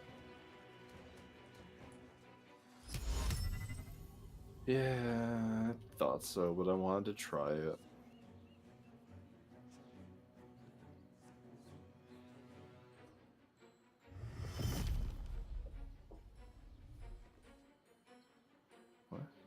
What? Quit. Okay. Huh. Oh. Oh. Oh. Oh. But they have dark vision. That doesn't matter for magical darkness. Oh, magical darkness. Proceeds to run out of the magical darkness and attempt to stab both me and Inu. Well, I mean, Turns into a flavorful shish kebab.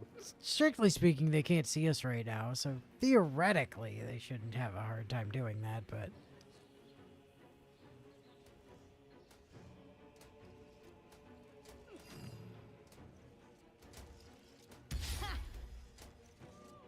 Uh-oh. What? What? I What? don't care. It's away from us. Where is it going? Where are you going? As long as it's not immediately by us, I don't care.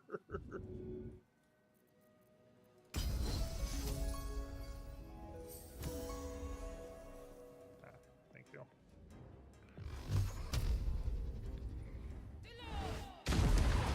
I want Thunderwave back. God damn it. Okay, detonation is impending on that one. That seems... Right, I can't redo Hex yet because it hasn't technically died? Correct. It still has health. So doing blow it my up when it's not next to you. I didn't Oh, let... yeah, 25 health left. Yeah. The problem is I used stuff earlier to hopefully not die, and I don't have any actions right now. Well, then move the fuck away from it, because it's gonna run at you to kamikaze, I think.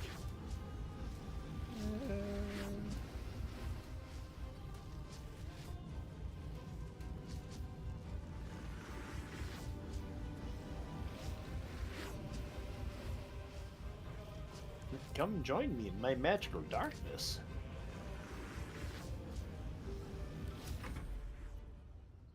I need your help. Uh-oh. Natsu, defend us.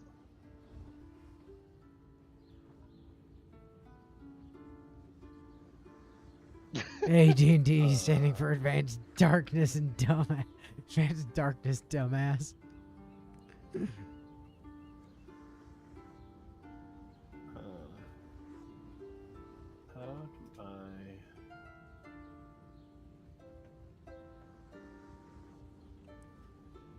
How can you?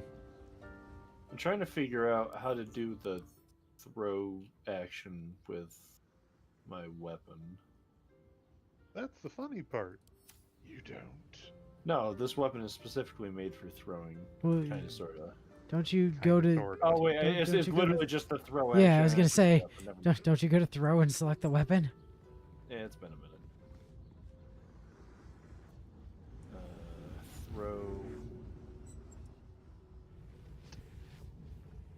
Where is...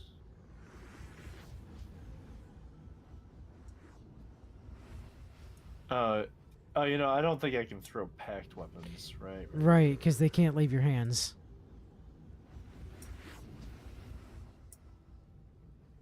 Huh. What about a crossbow that you insist that we all carry?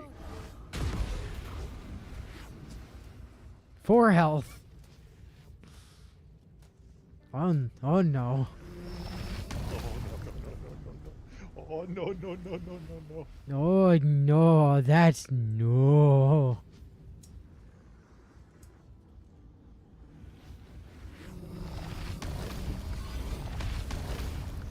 Immune to psychic damage. That did psychic damage. Of course it... Yeah, that makes sense. All I can hear in my brain is psych. Well, remember me as I was. No, it's fool. gonna ignore you and just chase us down and blow. No, or it'll up. just Oh, it blow didn't up run. where it was standing. Okay. That works. I'm Um, okay with this. did it? How Hit did? you? Yes. How did it? I don't know. What? It curved the bullet.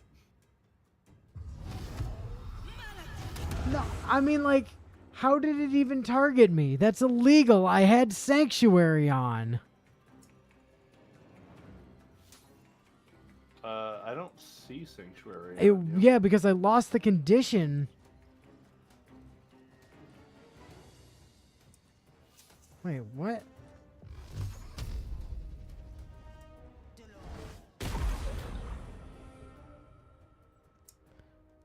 Yeah, cast Sanctuary earlier. Yeah, I did see that. And I haven't done any offense. The only thing I did since then was heal Sarge. So, Yeah, which wouldn't have counted as an attack at all. Actually, Nani the fuck. What? I don't know. Alright. Actually nettled about that one. Yep. Doesn't make sense to me.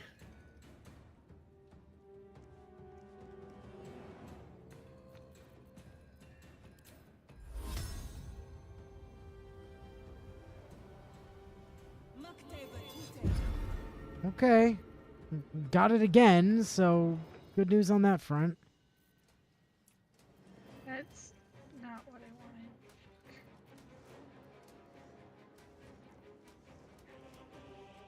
I wanted. Oh god, the robot just cut off my arm. I need healing. Man, Karlak is getting so fucked up over there. This is just so sad. Inu, play Karlak a sad song on the world's smallest violin. Smilest. Smilest. Smilest. Smile. Play Despacito. Copyright written, trademark banned kind of thing. Now, just to be safe, I'm going to exit the thing's line of sight.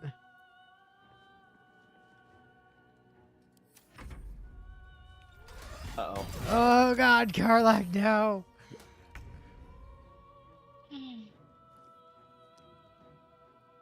Okay. Evelios, you're the only one with flight.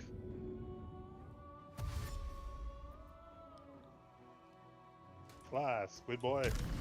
Fly.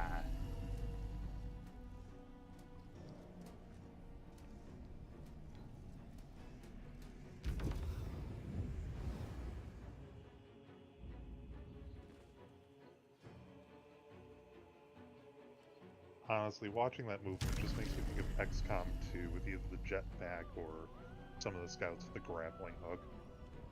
Ah, shit, now I've got an itch to play XCOM 2 again. What the fuck? Natsu, I blame you. You know what you could do instead of playing XCOM 2? Get farther in Fate. I mean, have you finished Avalon LaFay yet?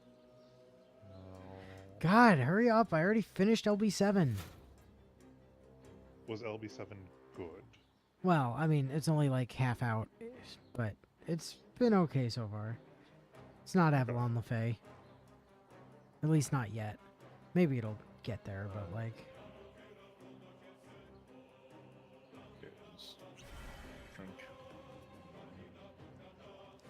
That's right, Natsu. Take that PCP. I did get to meet Kukulkan finally, so that's cool. Maybe this time throwing a potion will do what it's fucking supposed to do. I mean, the Shards of Glass can only get the healing potion in faster.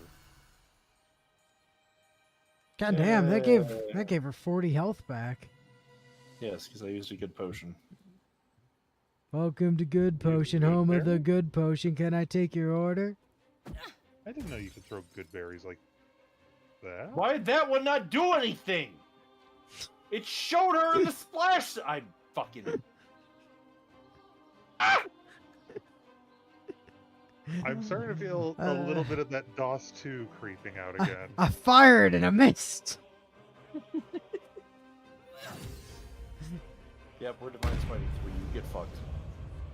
Like, dead serious. I'm just starting to feel a little bit of that DOS 2 action creeping in. Okay, Yeah, no, that's not fair. Haha, you missed. That's not Get fair. fucked. This has been far more consistent than DOS 2 ever was. Oh, hey, okay, that was you. I thought the watcher just dipped. It was like, no, fuck this, I'm out. Yeah. Oh, it's been far more consistent, you say? After we just saw someone that should have had Sanctuary get completely hit, Sanctuary completely erased, and then they had to reapply Sanctuary. Yeah. And we're on stream 32, whereas where was it in DOS? When things that should have worked didn't? I don't give a fuck. I fucked in that you're the would one do that also- anything.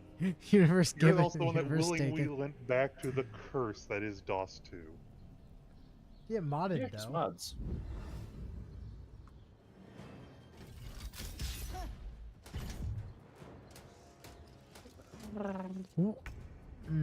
Okay. There might be potion on the ground. Actually, Quickly, is there a room Karlach, below you? slurp Is that the what it ground. is? No, I don't see any potion down there. I don't know where the fucking potion disappeared, dude. It's making goddamn sense.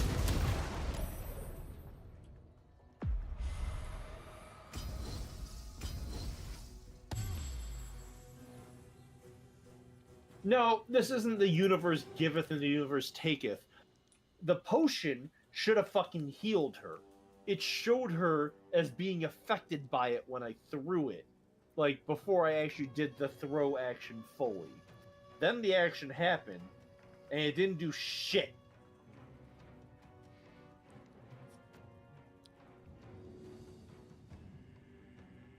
I'm calling shenanigans of the highest order. And Willow's just eating good tonight because she apparently wants to watch us on her big screen. VV, come headbutt the TV. Yeah, come here, VV. Scoops. I need your Oh. help. Now, I lured it away. now it's fucked off. Uh-oh. Oh. I didn't know there was one up there. What? It also just somehow like downed Karlach from over there. Yes, of course it did.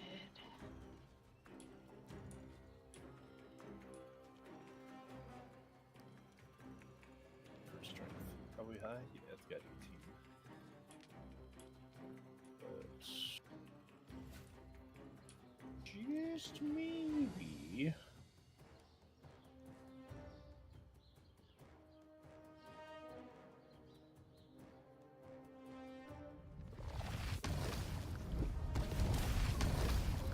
Bitch! Enjoy the climb back up, bitch! Detonation impending. Yeah, I don't care. It's all the way fucking down there. It lived on blow one. down there. It lived on 1 health. No, I think it lost all of its HP, and then the game gave it 1 back so it could do its detonation. Yeah, Steel Watcher was healed for 1 hit point. Fuck you, game. It's like, no, they will explode. And the DM's like, and that did 201 damage. Bullshit, I rolled the dice. That was 300. Nope, 200. Sorry. They live with 1. In fact, the more you ask about it, the more likely they're to live on 1 again. It blew up, but somehow the pieces came back at you. Oh, hey. Potion worked. Yeah, now let's watch as the second one fails. Alright, cool. Sitting, waiting. Bro. Popcorn at the ready. Yep. Potion. Uh-huh. Waiting Bro. for receipts. Oh my god, it worked twice in a row. It doesn't look like it Miracles did do anything to fucking me. exist. She's at 80. I She don't was know. at 40 before. Are you sure? Yeah, Dynafire. Yeah, I was. I'm pretty sure I see it as 40 on my screen. Alright, let's see if I can do the same thing. I'm gonna try and lure this other one over here. Because I have another displacement attack for when the next one comes down. Are we getting experience from these? Is this just a giant waste of time? Let me No find the one that idea. exploded earlier. I'm Pretty sure we're currently getting experience. Currently have 4,067 experience left to level. If that thing blows up on its turn, that number is decreased. We're gaining experience. So let's just end turn. Peace.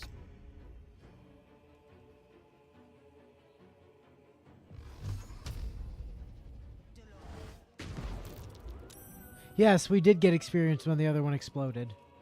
Yay! I guess it's worth it in the end. And it was like almost 600 experience. Hell yeah. So Natsus worth it. continue to be hated by every one of the games in this genre as usual. Yeah, yeah. And I love this genre. And it just continues to be a fucking bitch to me. Well, D&D Down. giveth and D&D taketh away. Fuck it off. D&D sucketh well. Duh. Da svidanya, comrade. We are gonna...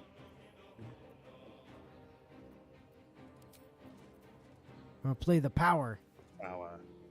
Unlimited power. Boom!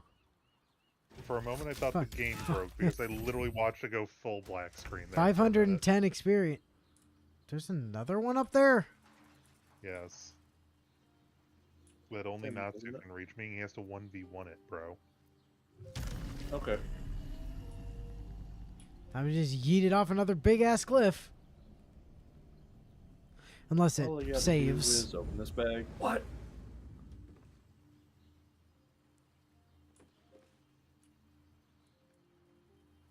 The ideal angle, but this might be enough.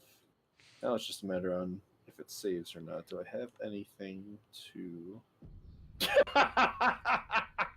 Not the kind of save I was thinking of, but you know what? Sure.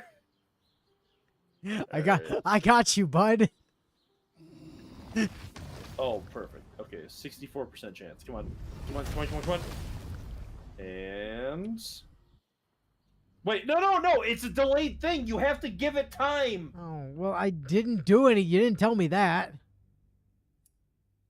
It's worked the same way every time. The Yeah, animation but I've goes never off, seen you it. have to wait like 2 seconds. I didn't see it happen last time. I just used it like Yes, 20 but minutes ago. it was off screen at the time. It was 10 feet in front of you. It was in the prison. Oh, I thought you meant the other one that you killed by knocking off the cliff here. Let's say I didn't see that one. See that one wasn't delayed. Every other one that I've done so far has been delayed, so it's weird that that one wasn't.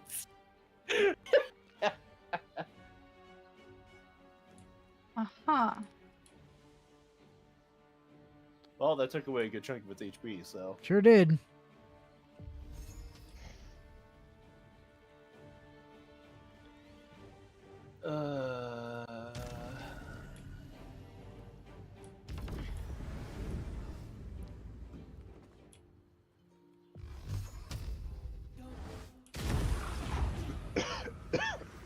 Oh, detonation. Yay! Uh-oh.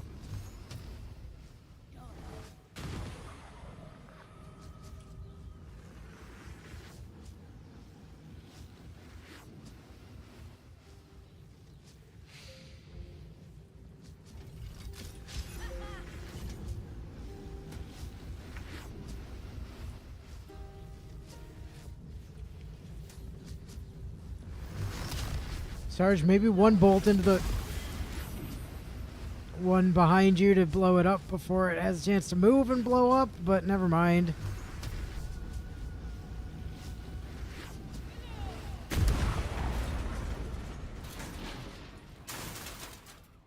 Pursuit protocol. 20 turns remaining. You attack the Steel Watcher. The Steel Watcher searching for you across the city. Oh boy. Uh-huh. Yeah, but if we just stand here, 20 turns will go past in no time, and then it's not a problem. That's like, what, 2 minutes? Real time? Oh, speaking of... Yeah. Cuddle up. Well, I mean, as much as anyone can anyways. You mean like this? Yeah, but Karlak was really the... What? I thought I heard a sound of somebody dying for a moment. Oh, you heard Karlak. Don't worry about it, Bio. We all know that canonically guards are just the worst at actually guarding things. Sarge? Oh, sorry. It's the environment's turn.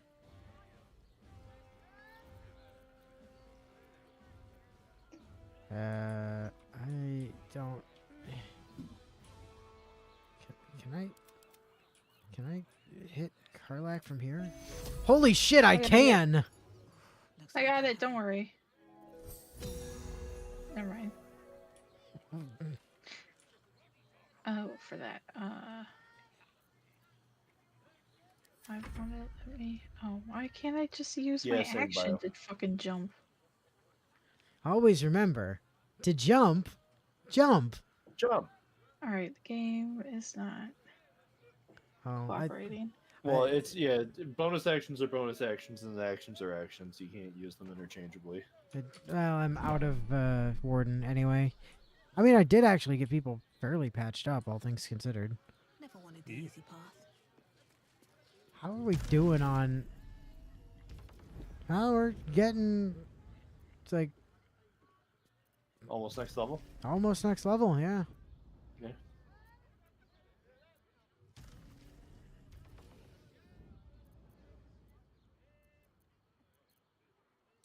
If we could just find a few more Steel Watchers to kill, we'd be there.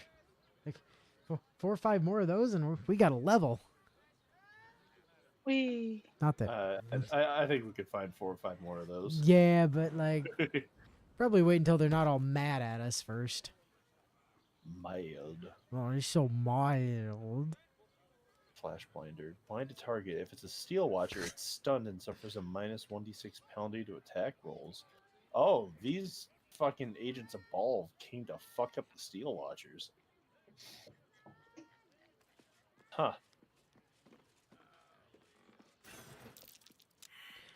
Yo, Karlak? You should be What? searching these Steel Watchers. They have Infernal Iron on them. The fuck? Yeah. See, look, Infernal Iron. I took it off of that one already, but... And just dumped it in your inventory. But yeah, apparently there's just Infernal Iron on these Steel Watchers. Huh. It's Murdering almost like time? evil shit is making them. Where did the other one explode? Here's... Way down the cliff is one. Oh yeah, there is one all the fuck the way down the cliff. Yeah. Down I go. I launched it. Yeah, Natsu sent it to hell. Oh hey, we're not wanted by the Steel Police anymore, so that's fun. Yay. Oh. Who opened this door? There's a pile of... I see that, yes. Oh.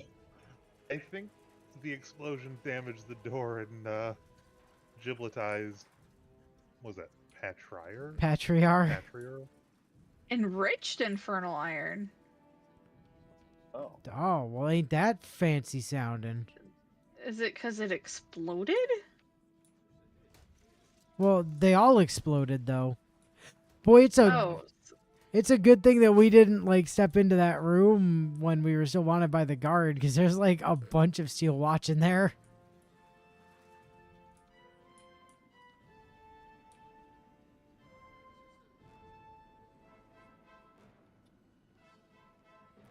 There do appear to be some like red guys on a higher level though, like Black Gauntlet Ulova and Iron Consul Low and Black Gauntlet Numia,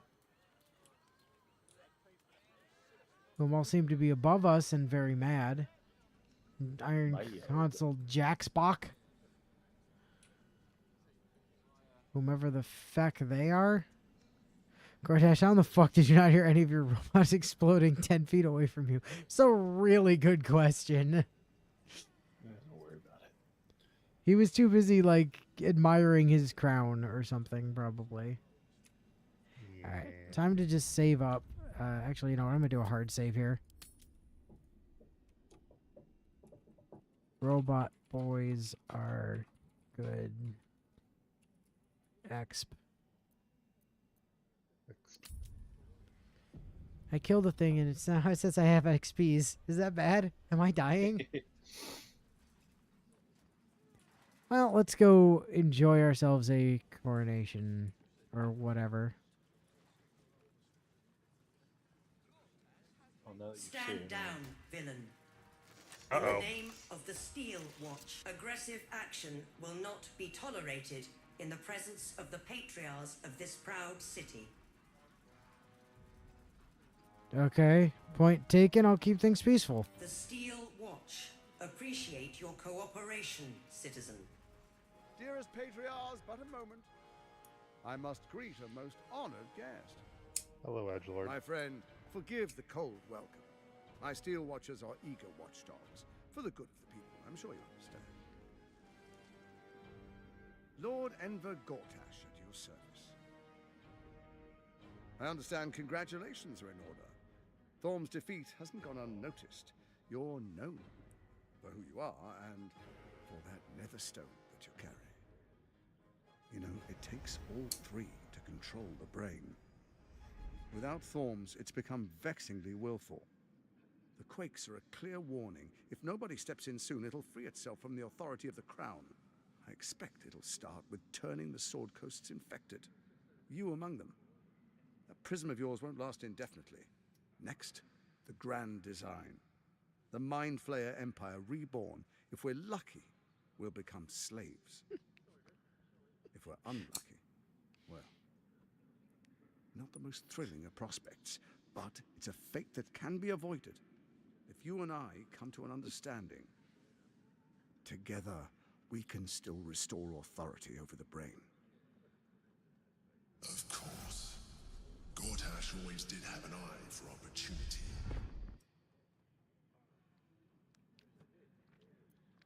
Okay. Why is the... No, he said, because all three of the stones are controlling the thing. What kind of understanding do you suggest? There's an old wisdom. A brittle alliance can never be mended. It can only break. With Ketheric gone, Orin proved treacherous. Baal's chosen wants the Netherstones for herself. She only cares for blood. And your blood and mine are of particular interest to her.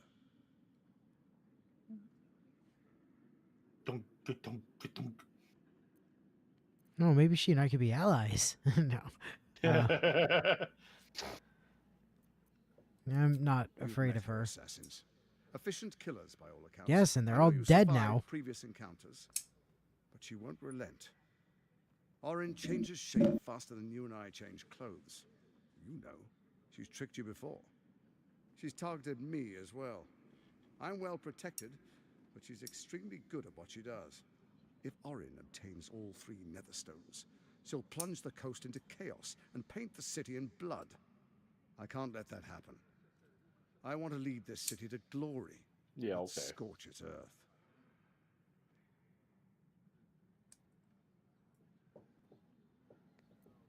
You want me to believe you mean no harm to the city? I'd like to propose a pact, a divine oath sworn upon spirit and flesh. I do no harm to you, nor you to me. Furthermore, you'll have nothing to fear from my steel watch while our pact stands. Oh, but our Thorm's XPs. stone is yours to keep. When you slay Orin and take her stone, you bring it here. So the three are united once again. Together we rule Faerun as kings. No, more than kings. Gods. Bullshit. We rule as the absolute. We definitely haven't seen anyone break a divine oath before. Shall we be allies?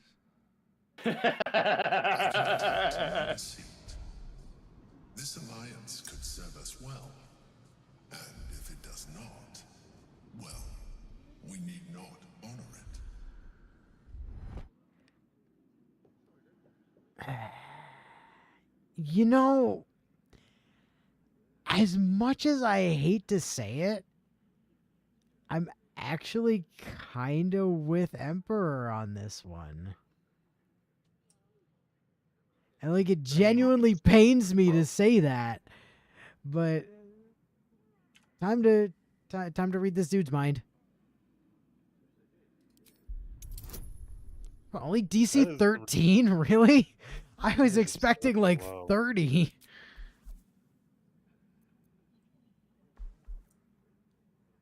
Well, never didn't have that.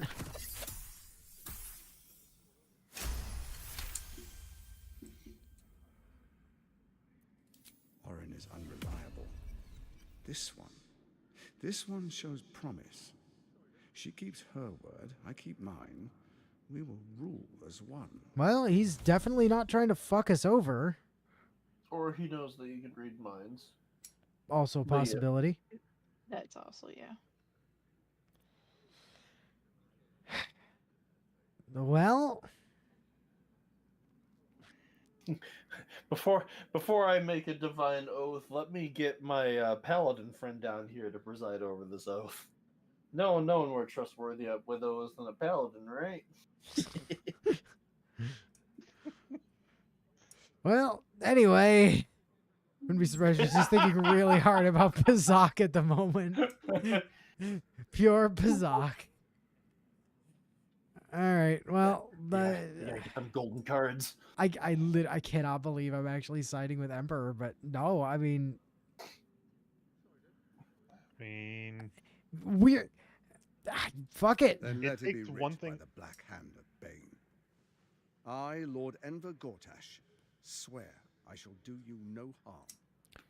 We will rise together over Toriel as a roaring sun.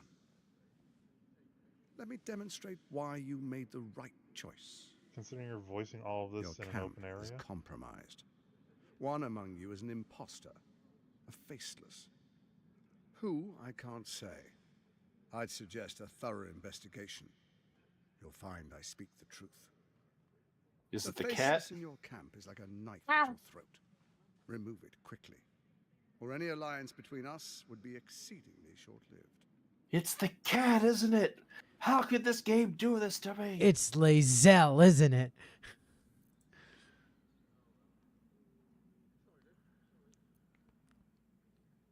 Number one?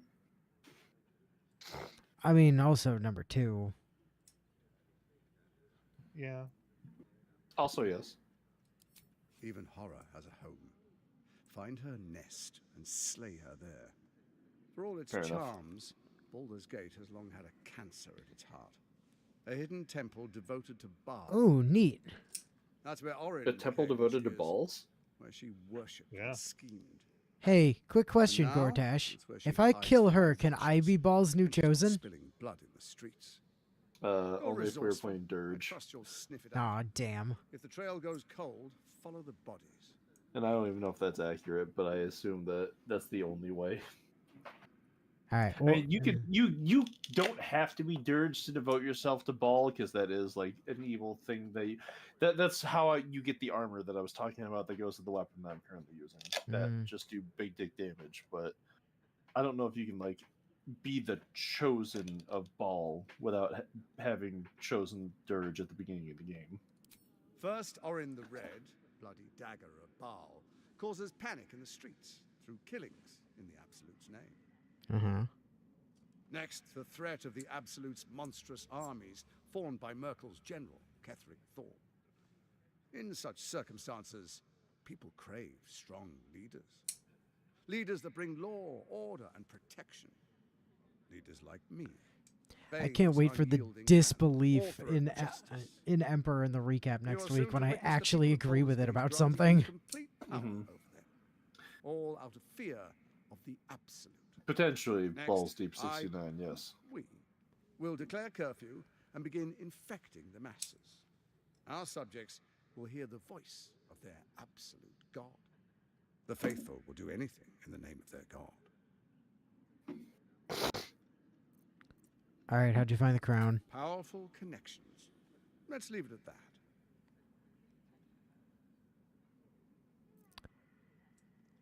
Okay, I'll admit it's clever. More importantly, just. Now, come, be witness as I make history as the first Archduke of Baldur's Gate. Trademark. Huh.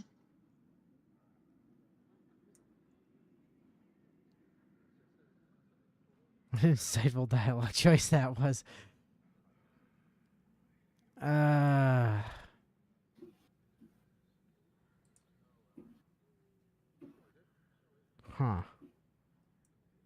Thoughts?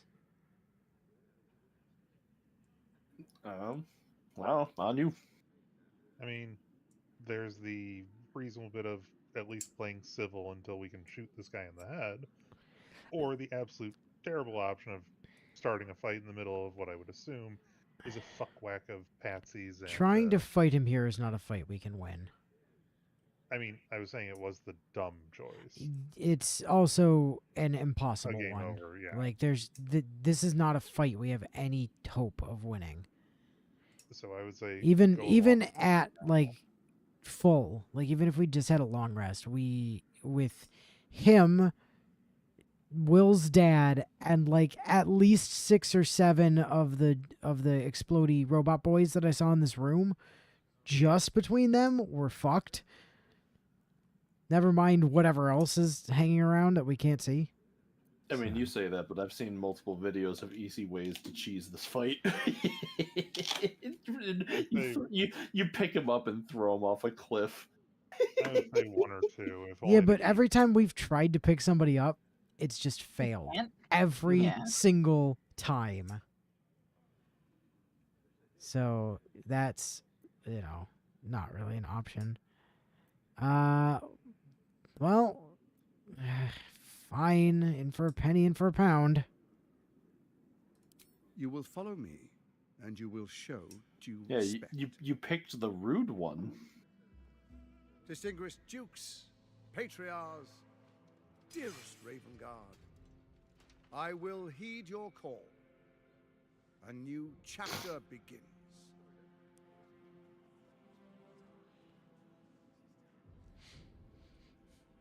Enver Gortash, swearest thou by Baldur's blade to defend the citizens of Baldur's Gate from enemies within and without?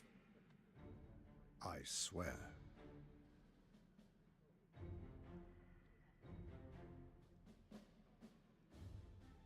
Swearest thou true faith and fealty to the same, by word, deed, and decree, so that none may suffer? I swear. Gathered guests, grant ye consent?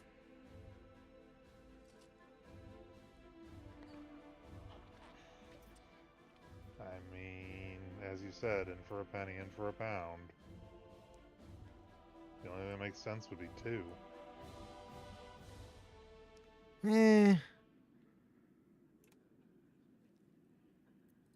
Enver Gortash, the council appoints you Archduke of Baldur's Gate.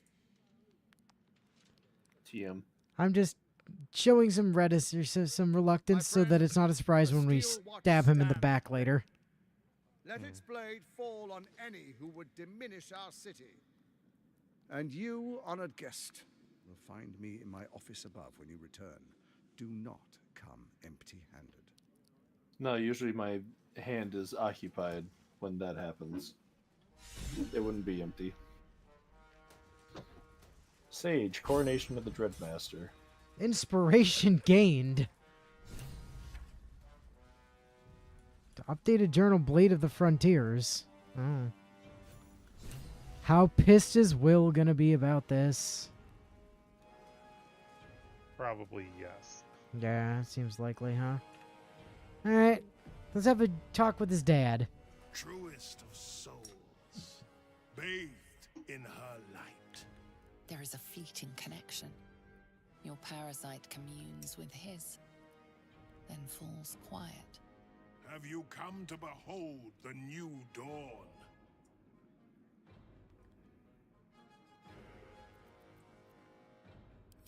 Help me. Ah, the Black Widow caught you in her web. Floric chose shadow over light. Her betrayal burned deeper than the fires of Avernus. She's been punished for her lies. Don't let her get to you. The Duke wants to keep Floric's location a secret. Little does he know that you've already found and freed her.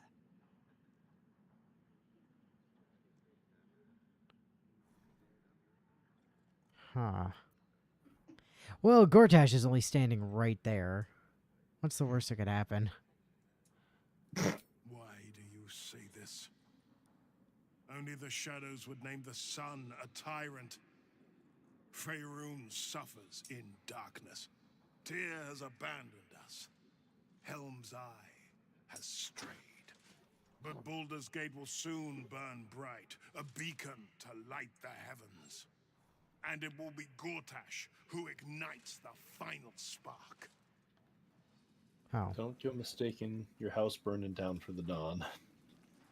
Man, that worm Kool-Aid really has 1, fucked him up. 2, 3, 4, 5, 6, 7. Yeah, I was right. 7 of the fuckers in here. 8. Sorry, 8. Yeah, there's another one that was patrolling just at. Oh, wait a minute. Yes, use your There's words. another one in the corner buried all the way over here. 9. 9. There's 9 of Yeah. them in this room. That would have gone very poorly for us. Yay, more XPs. Plus, we probably would have had to kill Will's dad in the process.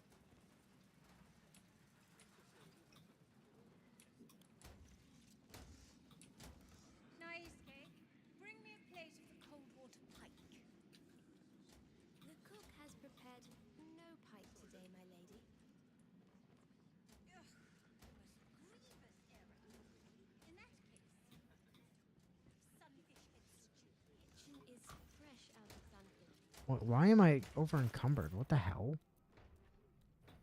Did you technically get something during all that?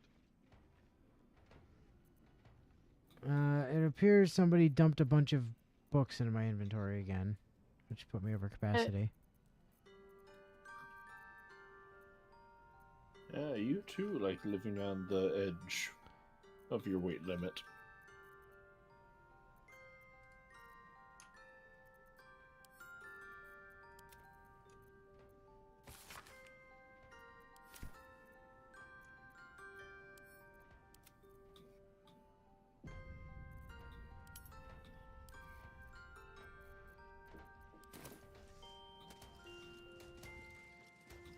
So what's the news up on the roof there, buddy? Wasn't anything really. Kind of disappointing. Oh. Huh. Honestly, kind of surprised. Yeah.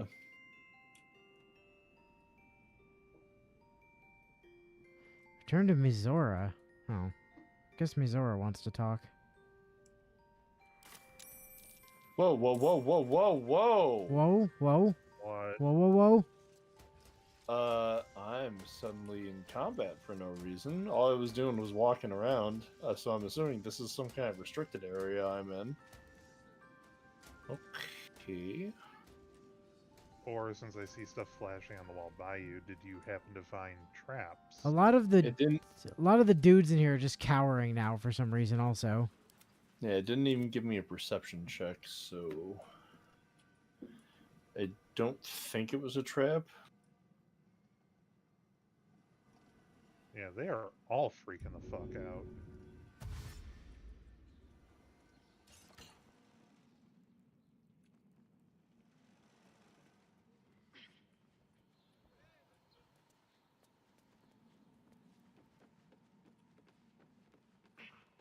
Flee combat.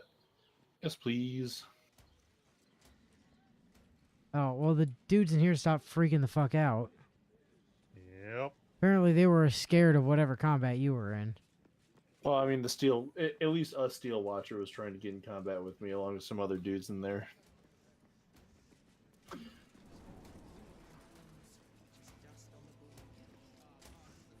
What happens next is out of our hands.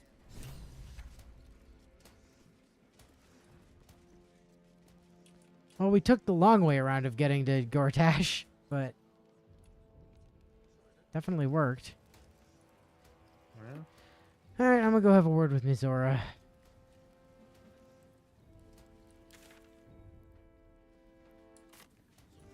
about those Steel Watchers, I'm telling you. They're harmless. Except if you're a criminal, of course. Alright, you're safe and not in combat, right, Natsu? Correct. Just gonna give us a save then. Although, actually, once we finish talking to Mizora, that's kind of session, ain't it? Yep. Yeah. What's up, lady? Did I tell you? A momentous occasion. I'm sure you agree. And to think, the drama's just started.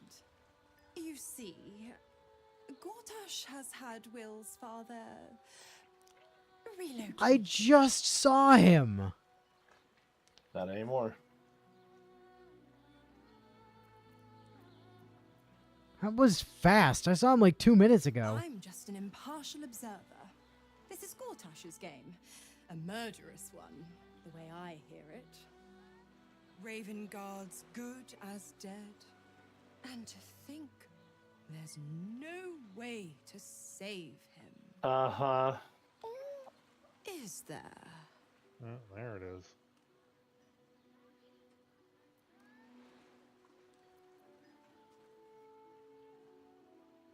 Deal with the devil. My, aren't we eager? Let's meet Will in your camp. Work something out. Yep. The Duke's life depends on it.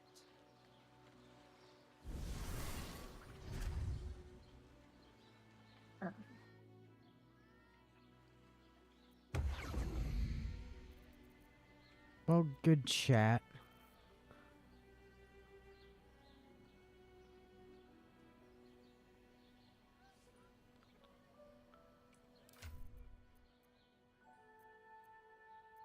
We're inching closer to level 11. Yeah.